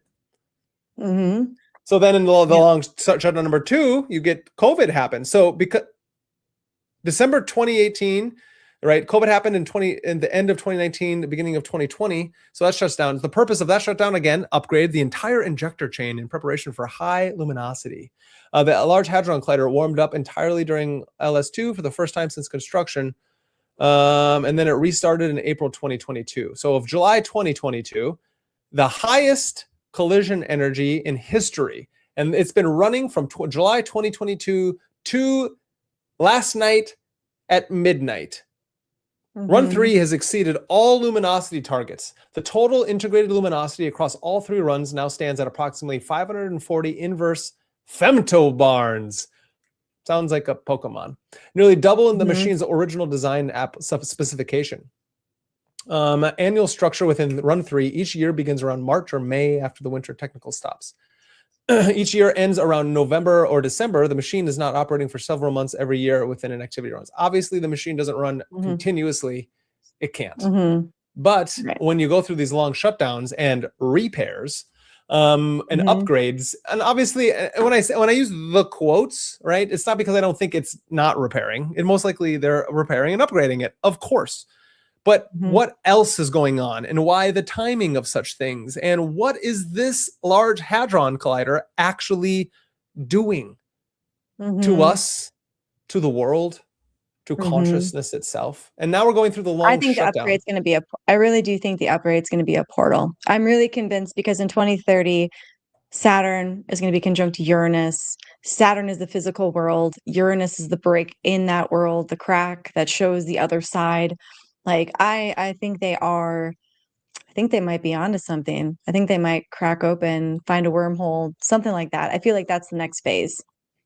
It's going to be faster, more protons, more data, more fun. Yeah, more fun. I think that's really important. I think they're having a lot of fun here. And so it's going to upgrade 100x, and they're just going to get all the things that you just stated. So let's move into this idea about the Shiva statue outside of. It's only taken us an hour and 48 minutes. Big topic here tonight on MagusintheMedia with Kaiva Rose. The CERN's collider goes dark, and what does Shiva have to do with it? Well, Here's a physical fact. June 18th in 2004, CERN unveiled a 2-meter bronze Nataraja at its headquarters. The statue stands between buildings 39 and 40, placed just in front of the director's general offices. It has stood there for over 2 decades. The unveiling took place at the 128th sessions of the CERN Council. On the same day, CERN's the Director General outlined the organization's 7-point scientific strategy. 7-point? What's that mean? Well, 7-point star is a Stargate, interesting enough. Yeah. So there's that. The top priority on that list, completing the Large Hadron Collider on schedule. The ceremony was attended by the director and His Excellency. So the director, Dr. Robert Amar, His Excellency K.M. Chattoraskar, India's ambassador to the WTO in Geneva, and Dr. Anil Kokadakar, I brutally crushed these names, by the way, chairman of India's Atomic Energy Commission and secretary to India's Department of Atomic Energy. At the unveiling, Dr. Kodadakar expressed his satisfaction that the Indian scientific community is part of the quest for understanding the universe. The statue is not accessible to the general public. It sits within the secured campus. The statue was a gift by India. India's collaboration with CERN began in the early 60s, making it one of the CERN's longest-standing non-European partnerships. Indian physicists contributed to experiments across multiple decades. India holds associate member state status at CERN, formal designation that gives Indian scientists access to CERN facilities and participation with the governmental structures.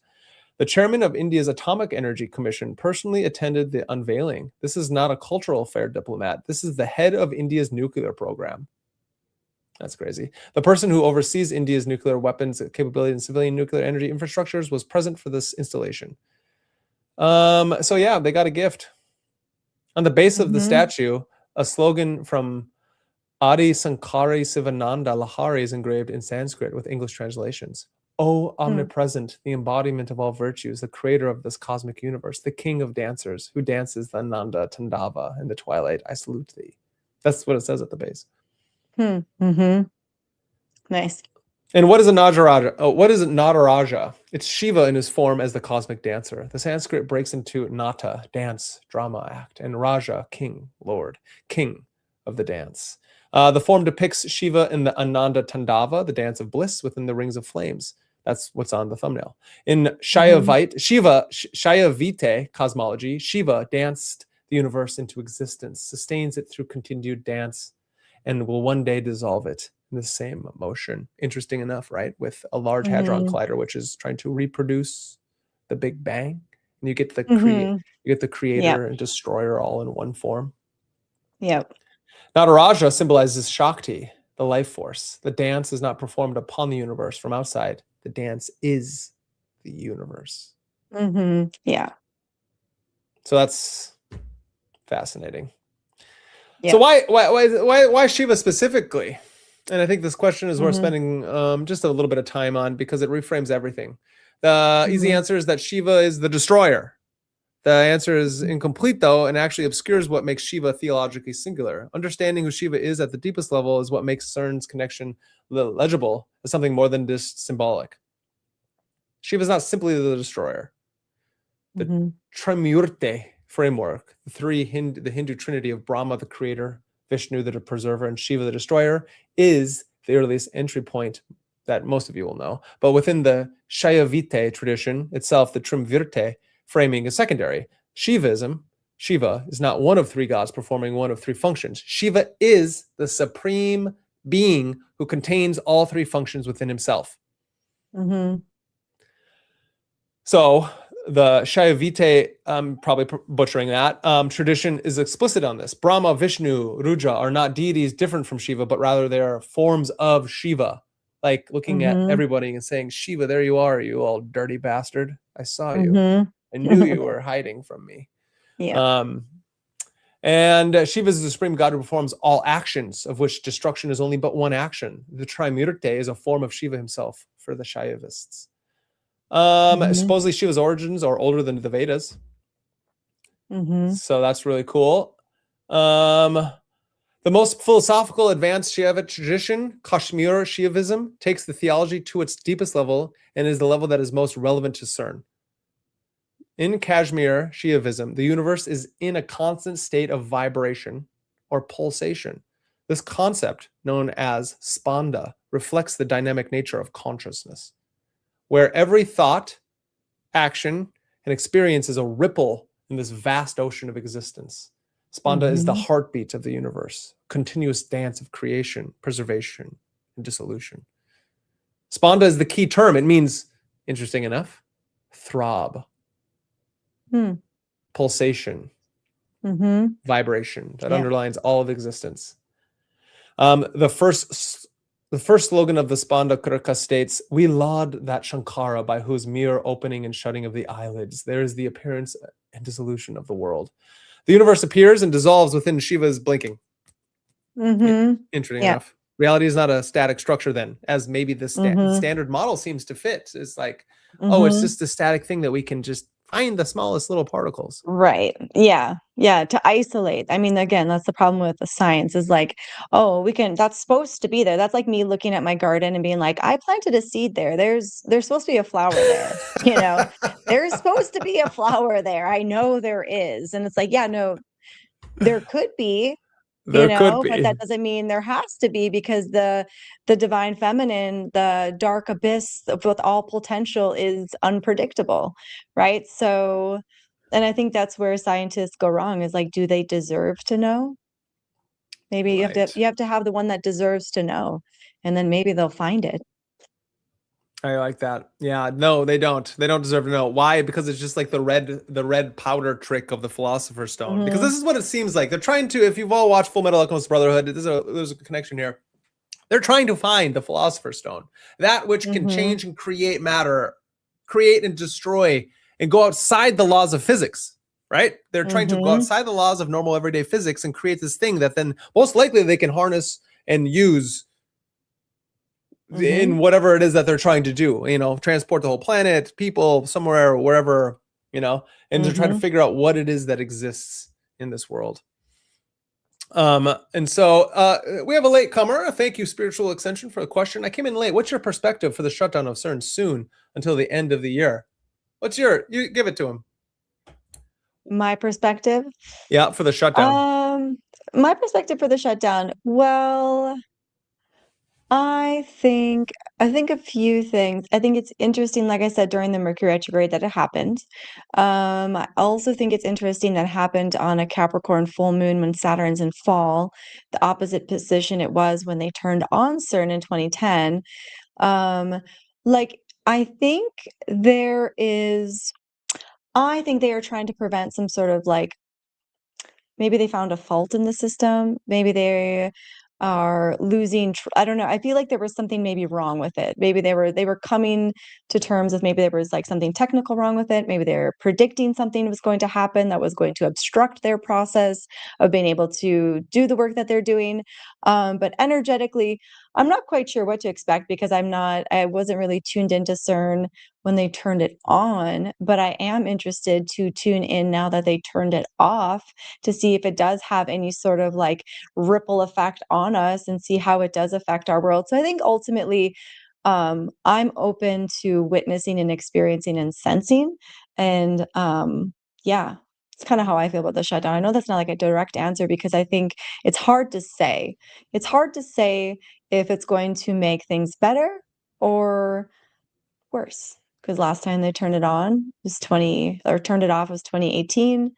A lot of things happened then, but then when they turned it back on, we had 2 wars or conflicts begin, heighten anyways, because they've been going for some time. And like I said before, I think the collider is interesting. When you just throw protons at each other at enormous rapid speed, and it does create a lot of friction. So I wonder if the friction in the world will be something that will dissipate as well. But I do think the astrological timing of it is actually something I'm going to have to look into more, knowing that is Saturn's halfway cycle from where it was when they turned it on. So yeah. Nice. That's a good answer. I really like that. I'm going to give you my breakdown of this spiritual extension on why this shutdown is happening. Again, we don't know. Yes, I think it's happening because of they're upgrading it, right? Just like you said, that it's you're privy to the fact that it's reestablished the loop, so they have been relooping. They're upgrading it, so as we said earlier, so they can reach 100x the kind of data, the particles, the explosions, and get better pictures and just everything. It's gonna just be there. It's like Ultra Instinct in Dragon Ball, right? They're like gonna be the best Hadron Collider there was, and we're gonna find more stuff. However, I think it's fascinating. I think our Earth is going through changes right now, just like human consciousness is going through changes. And I think every time they use these Large Hadron Colliders, any kind of accelerator or decelerator, it is doing something to us. Just like when they were erupting nuclear bombs underwater or into deep space, it did something to the planet. That's when, actually, interesting enough, some think that the government was then spoken to by extraterrestrial, ultra-terrestrial, or interdimensional beings and said, I don't think you can do this any longer, because if you continue, right? I don't know if that's true, but it's fascinating to think that what happens if the entire planet is destroyed because of a few small scientists at the Manhattan Project and the Montauk Project were working on nuclear fusion and fission and things to split the atom to create these ginormous destructions of massive land masses and killing off hundreds of millions of humans. It's fascinating. It's fascinating because then you think, what's going on with these small things, and what is going on to our planet currently right now as we lead us on to when it's being turned back on. Because I think when it's being turned back on is one of the most significant points. The Agenda 2030 is a significant point in our evolution of the global world as it is interconnected, and we are put into this thing, these rules, this system, the World Economic Forum and Davos and everything that's going on with Agenda 30 and their sustainability, the sustainability of people on this planet and what to do with all of them. And so if you shut down this Large Hadron Collider while it's happening, obviously there are other ones going on. Consciousness and the amount of awareness and technology. What if time is seeming to speed up more? What if time slows down more so they have more time to put us in the giant dystopic panopticonic box of AI and this track trace database system that is being built up around us, with blockchain being the thing that we all use in this digital currency as they create meta and virtual reality to put people to Mars, to put people to other places, to in their mind, to mess with memory. That's what we're going to get at here in a little bit, is understanding that that when it's turned on, some people think it's creating black holes. When it's turned off, what's going on? The planet is going through a lot of crazy things, and so are we as humans. Levels of acceleration that we can't even fathom. AI, AGI, super AGI, alien disclosure, Epstein. What is it going to look like when Trump's not in office and JD Vance gets in office? Is JD Vance going to make it into office? Is God's chosen one, right? JD is God's chosen one. And as we're trying to understand that there are dark sorcerers out there who's speaking to ancient Sumerian gods, maybe ancient what are they called? Semitic gods, Baal, Moloch, Enki, Enlil, when you get to Sumerian ones and beyond. We don't even know. These are just names. These are just metaphors for eternal forces that have intelligences. I'm going to say it again. These ancient forces have intelligences. They're egregores through time that take on and have feelings. And it's all around us, and they move us. And so we have that Large Hadron Collider that just got shut off at midnight last night. We don't know, but something is happening to us all.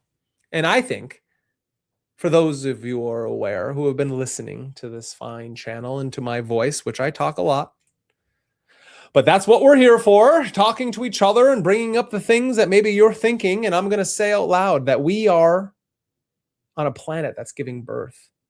Maybe these things are helping accelerate our planet through this kind of birth, or maybe it'll destroy us. But I think that together we can all, separately, become our own sovereign magician, become our own superhero, but become human fully and finally. And I think that these things are helping, because I think these are magical acts. And dark sorcerers going through their own magical acts, as we of the light are going through ours, will find some kind of balance. Don't you think? Hmm. Yeah, I mean, I definitely think it's interesting that the last time Saturn and Uranus were conjunct was when the World Wide Web came about. So I think we can expect in 2030 some sort of next step of not the World Wide Web, because they're not going to be conjunct in Saturn, they're going to be conjunct in Gemini. So there has to do something with perhaps um, traveling between the known world and the unknown world. That's why I do think it is like a wormhole. I think it feels like they've been testing things to see if they can rip open space. Yeah. Personally, I think that's what it feels like. No, So, I love that because and like the whole obsession with teleportation, right? Teleporting hither, there, all the way, all over the place, you yeah. know? Yeah, and I did say that I was going to pull up a video about Shiva and that ritual. I don't want to anymore. You can go look it up. You can see a guy pointing a camera down at where the Shiva statue is, and a bunch of people go around it, and they do this thing. I don't know. It's just like the Bohemian Grove. And Alex Jones supposedly caught it because he's supposedly not an agent for whoever. I don't know. But the idea is that it's happened, and crazy things are happening. So some of the popular claims that obviously are under scrutiny and named as conspiracy theorists is that CERN is creating portals to hell, dimensional gateways. What do you think? I don't know if hell is an actual location. I think hell is a state of existence, and your world will be hell if you are hell. So I don't think a portal to hell necessarily makes that much sense. But I do think a portal nonetheless, yes. And interestingly enough, so the Large Hadron Collider is doing this, and supposedly all these things decay within nanoseconds inside the sealed tunnels. So, so the question is, does probing the quantum vacuum have effects on consciousness? That's what I keep coming back to. Does it have effects on consciousness via the field mechanisms? Right? This is available to ask. So hell, as you state, then being a state of mind of consciousness, can this then create a state of hell? That's true. Here through our consciousness? And I think that's a better question to ask. Well, and I think that's where, when you look at the fraction of like the fragmenting of reality, right? I think that is something that scientists love to do, is they love to fragment things. They love to pull things apart. And when you pull things apart, do they go back together? If you pulled it apart, like, do they just naturally go back together, or have you created a whole new thing? And it seems to be that is what they are creating. When we looked at the other experiment that they were doing with the plasma, right? They collided two ions, and all of a sudden they had this new plasma substance. And so it's like, well, what happened to those two ions? They no longer exist. You've created this whole new thing. And I think there's like phases where it's like, when do you go too far? But Yeah, no, I think that's important. Yeah. And then, exactly. The Sorcerer's Apprentice, Faustian bargain. CERN has caused the Mandela effect. This is another thing that conspiracy theorists want to talk about, which the Mandela effect predates the Large Hadron Collider. The Berenstein-Bear discrepancy, one of the earliest documented examples, circulated as a claim well before then. The beam happened in 2008. The correlation argument is weakened by this timeline, obviously. The more defensible version that collective perception shifted in the following years of its activation. And again, it goes back to shifting of perspectives. And then the 2016 mock sacrifice. It's a mock sacrifice. Well, the question is why?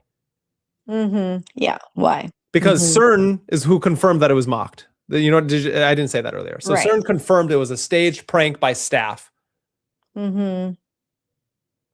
Right. Except for the one staff member who took the video. Right. And then what is real is that the accredited personnel chose to perform that prank in that specific location. Like we said, the event may be theater, but the ritual and doing it and the distinction of it matters. Why? So CERN and human consciousness. And so the biological layer is that within human consciousness, we have the pineal gland, located between the brain's two hemispheres. It's part of the endocrine system. It secretes melatonin, which regulates our sleep cycles and contributes to our well-being, fights off free radicals that damage neurons. Some say the pineal gland secretes DMT. I'd be one of those people. It helps put you into, altered states of consciousness, seeing other realms, right? So the pineal gland is something that also conspiracy theorists and people think is being calcified. And and there's ways of uncalcifying the pineal gland. And so the pineal gland also was talked about by Descartes, the third eye in all our Tool songs.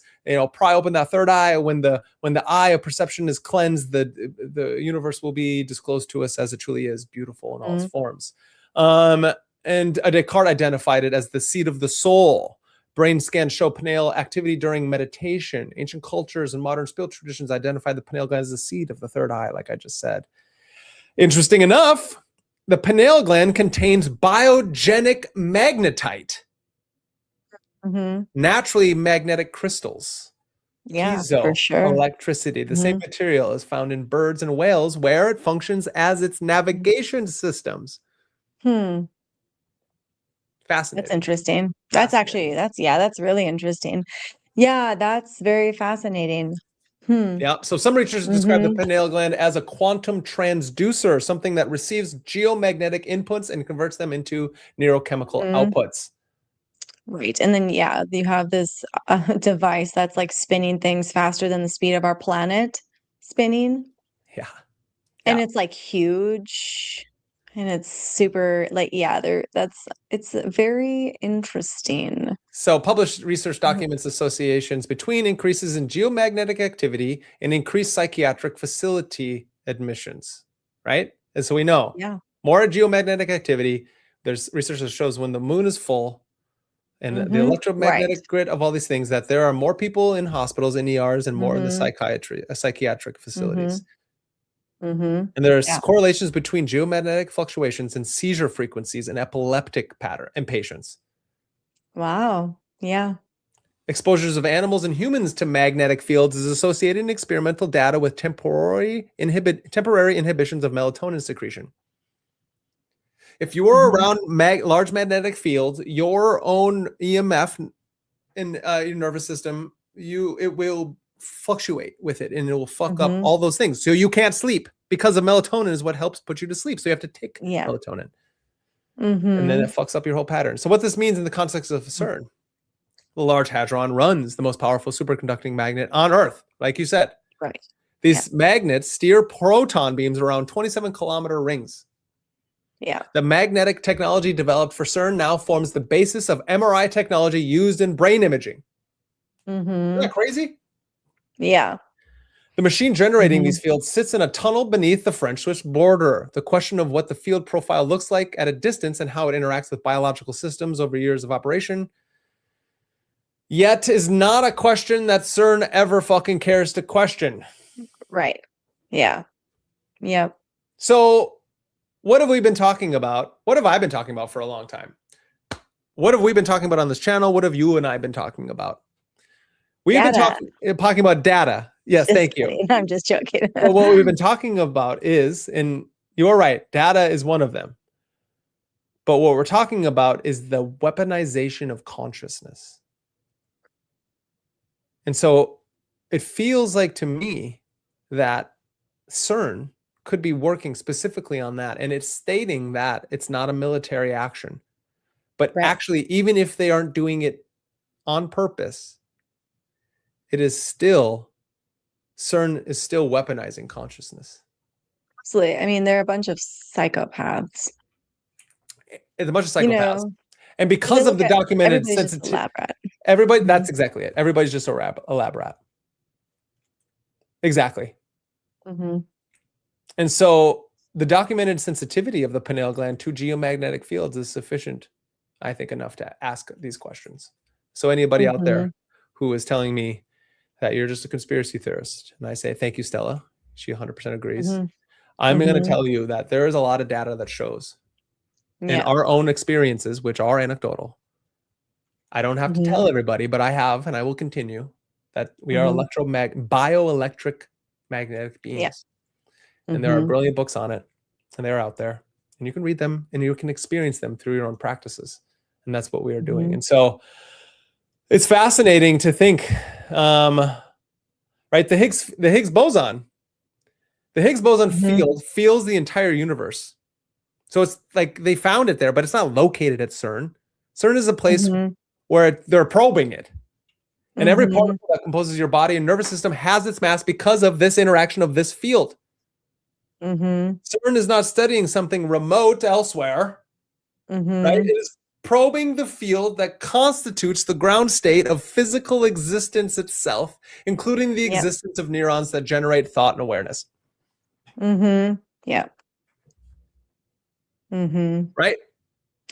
Yeah, well, and the interesting thing about like the proton collider itself is that they're not grounded protons. So it's like proton is a very hyperactive energy when it's not grounded. So it can be, it can be very, very disruptive, I imagine, to the natural frequencies of the world. Oh, interesting. Stella coming at us with this comment. I believe the reason the data centers require so much water is they're using it for consciousness. Yep. Love that. Love that. Oh, did you tell the people your theory about the water? Oh, that they're just shipping it off to other planets, or which theory? I have a few. That one. Yeah. That one? Yeah. That one, yeah. I don't know if we've discussed that, but that was the question I begged the question. I begged the question. I begged the question. When you have a data center, have you ever been to the data center and seen where the water goes? Why they need so much water? Why can't they just use wastewater? Why do they have to use the pure water?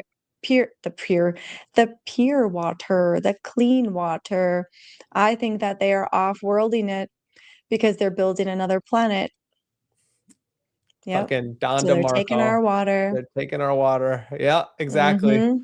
Fascinating. Fascinating. I think that's hilarious, and it's hilarious because it's true. So that's where we're at there. So recent research published in Frontiers in Human Neuroscience proposes that conscious states may arise from the brain's capacity to resonate with quantum vacuum, the zero-point field that permeates all of space.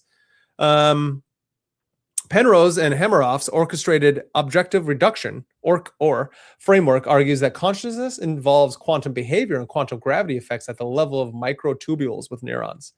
That's a lot of words. I think for my interpretation is that our nervous system and everything, these microtubules are like little receivers that are tuning in to your consciousness. Not that your consciousness is somewhere else. It's that consciousness is non-local. But matter, we are localized. And so our consciousness, which stems off as being non-local, enters into us and becomes localized. And that is another way of saying that our soul is expressed, our consciousness is expressed through the embodied experience. So separate theoretical work proposes that the Higgs field and consciousness are related, obviously, that individual consciousness is localized excitation within a universal field. That's what I just said. And the same way a particle is localized excitation within a quantum field, whatever. These are theoretical frameworks, not established consensuses. Again, these are theoretical, but what is not, but everything's theoretical. Yeah. Until it's proven. And then we are learning with the Large Hadron Collider that the standard rule makeup book of the standard model is now not being thrown out, but realize that there's some things that are a little questionable. Yeah. And the questionable parts of it are exactly what the occult and magic has been trying to talk about for thousands and thousands of years. Which is why we must look at this all from the lens of the story, of myth, of magic, and of meaning, of the attraction, which is this way, and the separation, which is that way, between the electrical and the magnetic, between these forces, both opposed and combining, the yin and the yang, the dualistic state, which is non-dual, which is the monad, which is the universal thing that reverberates and pulsates like Shiva dancing. These are all metaphors of things that are unexplainable. And the mystery is that which is to be penetrated, but not with a scalpel or a giant 27 long kilometer fucking loop where you explode particles to create big bangs of things that might not actually be. So these are questions to ask ourselves, right? Yep. What do you think? What do you think? What do you think of all this? Well, it's got me thinking, honestly, this whole topic of like the CERN turning off. I was doing my meditation this morning and it did actually help me write book 3. So I have now found the ending to Root Odyssey Book 3, which is the final book of my series. So stay tuned. I now know the ending. I've been waiting for it to come. And then finally, I was doing some work in my meditation, and boom, there it was. And it was all inspired by the turning off of CERN. So, if anything of this conversation, I am so grateful that I contemplated its existence today, because it surely gave me a good ending to work with. So, I love that. And you all can go mm, get her book at ruodyssey.com. And it's mhm, fantastic. She has 2 of them out. Third one is on its way. yep. And now the ending's great. And so I want to, as we are moving through the end of our beautiful show, this wonderful time that we've all spent together, if you haven't already, subscribe, like, and share to both MagusintheMedia and Kaiva Rose, because we're going to be here doing this for a while, for as long as I can do this, for as long as the this that is done allows me to do it as well, as in all of the social media, interneting atmospheres, because soon, very soon, it's already been happening over the last decade plus, 20 years, this strange panopticonic structure, the digital prison, the black iron empire that Philip K. Dick talks about, has been moving forward for quite some time. This is congratulations for you, I can only assume. And in this, it is just that. Why is it CERN that we're talking about, this collider that has gone dark? Why does Shiva matter? It's not that her and I talk about Shiva all the time, which we don't. We don't really talk about Hinduism at all. And it's just that Shiva is a statue that sits outside of CERN. And why? Because the occulted reality that we live within, and the rituals and the magic that is being used in the many different countries, and the eldest of one of the most philosophical theological structures being Hinduism, and how it talks about what is the metaphor and mythology of Shiva, the destroyer, creator, and the preserver, as it's expressed through the many modes of being of these forces that we're trying to understand. And there's one way it's happening, is through these scientists, these dark sorcerers. We get Agenda 2030. 2 agendas, 1 date. 2 agendas, 1 date. What's the first agenda? Well, the Large Hadron Collider will be coming back on power in 2030. It's gone dark June 29th, 2026, today. And it runs through 2029. New magnets, whatever crab activity, crab cavities are, cryogenic lines, observers, kilometers, culminators, superconducting links, and ancillary equipment. All words of things that I only have brief ideas of what are, and I truly don't care. But why I care? Crazy. They're all just banking on all of that to just go okay. They're banking on 4 years of a golden era of no earthquakes or no meteors or no divine intervention destroying their master plan. And oh, what joy it would bring all of us if a meteor destroyed their master plan. What like cosmic laughter would that just bring to us all? You know what I mean? To just witness like the destruction of something that they have so praised for so long and wished so hard upon their fantastical desires, that it will just give them the ability to control everything that they want. Sorry. Oh, I love that. I completely agree. So mid 2030, we're going to turn this back on. The machine waking up into starting run 4.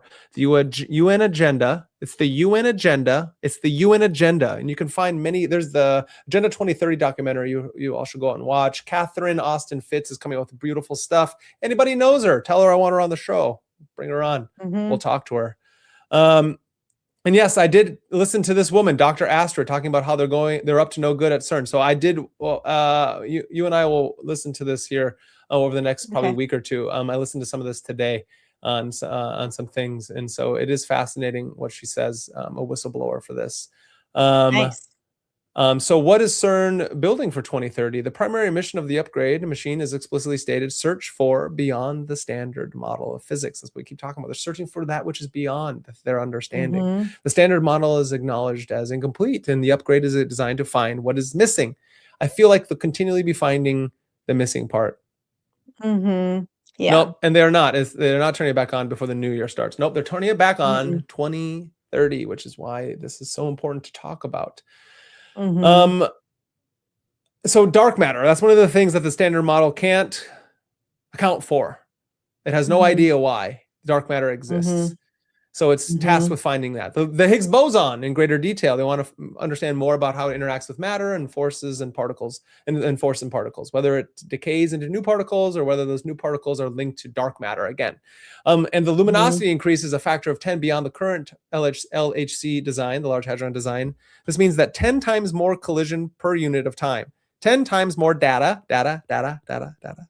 Data, data, data, data, data, data, data. 10 times more penetration. Don't we all just want 10 times more penetration? Not me per se. That's not my style. But each to his own. Into the vacuum. This is where I think they get it wrong. There's no such thing as a vacuum. But somebody can argue with me. I'd love to go on somebody else's thing and talk about this. Planned operational run 2030 through at least 2041. So it's going to run for 11 years. That's 11 years. Yeah. And so what's the beyond the standard model again? What's that mean? The standard model describes everything physics currently knows about matter and forces. It is the most tested theory in the history of science. It also explicitly is incomplete. It cannot account for gravity at the quantum level. It cannot account for dark matter. It cannot account for why there's more matter than antimatter in the universe. It cannot explain why the Higgs mass is the value that it's at. I think there's more antimatter in the universe, right? Is that true? Yeah, there's more dark. Everything is dark matter. Yeah. Black matter. Yeah. So the global projects of 2030 are important because how can you put people back into a rat hole of consciousness? What if they have the ability to now upgrade this so much that it controls all of us? So you have the 17 rules of the agenda of the Agenda 2030. What are they called? They're called here. Let me. We're doing it live, and I forgot we've been doing this so long that I can't remember what it's called. The rules. What? The rules of Agenda 2030. I've actually sustainable not into 2030. No, I have. It's the sustainable development goals. That's what it is. So the framework outlines 17 broad goals supported by 169 specific non-binding targets. So you have 17 goals for the Agenda 2030. And this is all happening at a very similar time frame. And so I think that it's important just to understand that the Agenda 2030 was produced by the same global institution architecture that CERN operates on. You know what I mean? And so all the people who are putting together Agenda 2030 are very similarly among the people that are working at CERN. Not maybe but the people who are putting CERN together. Yeah. And so there's just a lot going on right now. Right? Yeah. What are what is one of the 17 sustainable plans of action? Yeah, let's look them up. It's quite the word to use. Sustainable plans of action. Are they actually sustainable, or is that just sound nice? No, it's actually, they sound exactly like Marxism is what I've when I was looking at them earlier. So here we go. As we do it live, bringing it up. Just read a couple. You will have nothing and you will be happy. Exactly. So here it is. Declaration, introduction. We, the head of states and government and high representatives meeting at the United Nations headquarters in New York. Our gods, basically. We resolve between now and 2030 to end poverty and hunger everywhere. Sounds great. To combat inequalities within and among our countries. Okay. Right. We're like so off track. Okay. Getting a little weird there. To build peaceful, just, and inclusive societies. See that? There it goes. Inclusive. Because it recognizes that eradicating... What were we going to say? Well, just like you have to get rid of the idea that one group of people is better than the other. And I think that's human construct. Like, I don't know if that's something that can ever be, because you always have people that are like, we are the master race. We are the ones that are like, we're the ones that are supposed to be here. You're not, our religion is the best. Yours isn't, so it's like, these are all cute. ideas in their cute little billionaire brains, but like it's not actually part of our human condition. Unless if you're going to literally in the next 4 years tame people who are insane for like their tribalistic reality of like we are the only ones that matter. Like if they can tame those people, that's great.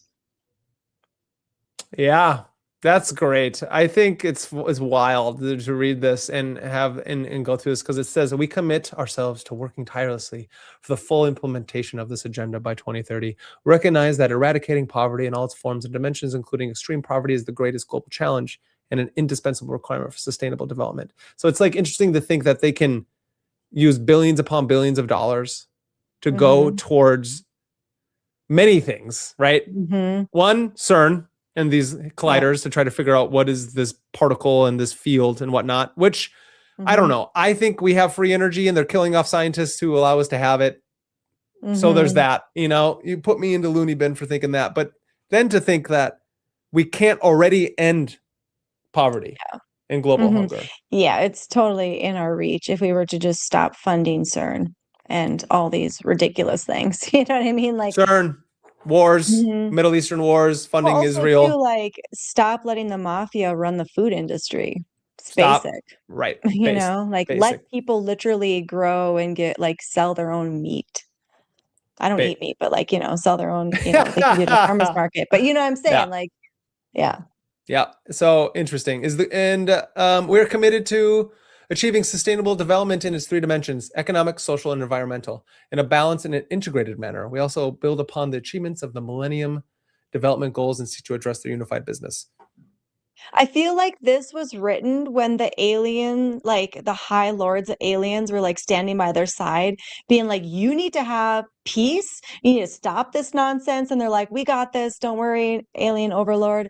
We are totally going to come together. We're going to write this down right now. We're all going to sign it in blood. And we promise, like, we won't fuck this up. Just don't destroy our planet yet. You can come back in 2030. And if we're still not abiding by the rules of the universe, you know what I mean? Like, it feels like there was some sort of like alien overlord that was standing behind them as they were writing this, because there's no way they actually thought they were going to do this. You know what I mean? Like, they're kind of psychopaths, those WEFers. They're those WEFers, those MFers. No, I completely agree. No, you're completely right. I think that's a good, because it looks exactly like that. So our role today, forced contract is what it is. It's a forced contract. They were writing it out of their own, without any sort of like, you know, it wasn't written for like themselves. It was the alien overlords. Yeah, this whole thing is just like, we have to make changes and we have to do all these things. We have to do, it's just, and we have to implement. And so again, I could read this. You can see it. It just continues to go on. Yeah. Blah, blah, blah, blah, blah, blah. You know, blah, like we blah. recognize that each country has primary responsibility for its own economic and social development, and a new agenda deals with the means required for implementation of these goals. And so it's quite interesting. Yeah, quite interesting, and why it matters, right? So for the agenda 2030, as the CERN Hadron Collider gets re-upped over the next 4 years, we have some fascinating things to think about, and that is exactly who we are and why we are here, and what is here that we're trying to believe in, because they're trying to find something and spend billions of dollars to do it. When you can just do it at home and realizes that there are these practices, ancient and new, that are mixed. Go out and do your magic and train Kung Fu. That's why I tell everybody, what are you doing? Do magic, train Kung Fu. Because if you train Kung Fu, you will understand the basic principles of Buddhism and Taoism that is integrated into these practices. Tai Chi, learn Tai Chi. You got yin and yang there. You got the ability to understand these opposing forces. And then do your magic and understand how language works and the makeup of the nervous system, about what the thinker thinks and the prover proves. And understand that today was a day when some crazy shit happened. No one really knows about it, but MagusintheMedia is here to help you understand that this is exactly what is going on. Kaiva Rose is here to help us understand that as well, and we appreciate her coming and hanging out with us on this fine day. And as we wrap up this beautiful stream, knowing that CERN's collider went dark, Shiva's eye blinked, Consciousness is expanding and contracting at all times. As information and data is being collected, it speeds up. They're going to try to take it, and they're going to try to use it against us. But if we understand that two opposing forces that are continually trying to collide, all we have to do is a basic principle of Kung Fu, of Wing Chun, of fighting and martial arts is I must take a different angle. And if I can take a different angle, I have the ability to move that larger object in front of me. That may be CERN and the Large Hadron Collider. It could be any of the demons and dragons that are before you. It could be just trying to do simple things. Take a new angle and a different perspective. And that means then that you will be able to perceive things from a new way and a new lens. And that's how we get about in this strange world of chaos and try to become a sovereign magician, an agent, not for somebody else, not a Manchurian candidate or some kind of NPC that is only pushed forward by these oligarchic, parasitic elite. I don't even like the elite part, the techno-feudalists. But we can, with our own community, create our own Illuminati and our own mystery schools. So that's what we're doing. And again, Kaiva, tell them where they can find you. All right. Yes. Thank you. This has been lovely. You can find me at 11kaivarose33.com if you'd like to schedule a reading. You can also follow me on Instagram, Facebook, and YouTube as well. Thank you. Beautiful. No, I appreciate you so much. Tai Chi helps with energy flow of the body, helps us unblock to better manifest. It's a way of saying it. I'm a Tai Chi practitioner. I teach martial arts during the daytime, and I think Tai Chi is an essential thing for all of us. Tai Chi only makes everything else better, as we realize in my chat with Ethan Indigo. Both of us are practitioners, and I just think the only way to take control of your world is to understand that there are forces that we don't have a lot of words for, and we create stories to try to unveil truth in this reality. And this reality is something that is an embodied experience. We have already been here. We've always been here. And it's time to finally wake up. You can find MagusintheMedia right here, right where we're at. Subscribe, like, and share. Pretty soon, really soon, I'm a one-man team here, except for my partner. She, brilliant, very helping me move things forward. But it is I who must do the manual labor to get these off the ground and move forward. And so Patreon is coming. Memberships for YouTube are on their way. And on Patreon, I'm going to set up a tier where you can give me your lovely questions and things that we should research and bring topics to. And so I can put it on YouTube, Apple, Spotify, and all these things. And at the same time, we will have our own little thing where there are some stuff her and I can't talk about because YouTube will get upset with us. And we have a lot of very nuanced opinions about a lot of very nuanced matters because the world is getting crazy. It's always been crazy, but it's only getting crazier, especially when there are a group of dark sorcerers colliding particles, protons, at massive rates and creating small big bangs. And so, as Spiritual Extension just said, remember who you are. We enjoy doing this so much. Thank you. And we have had such a great time. And so if you haven't already, make sure you hit that subscribe button and like and share to all your friends as we create this community. We're only to continue to do it more and more and more. So I hope everyone has a wonderful evening and a fantastic night. And good night.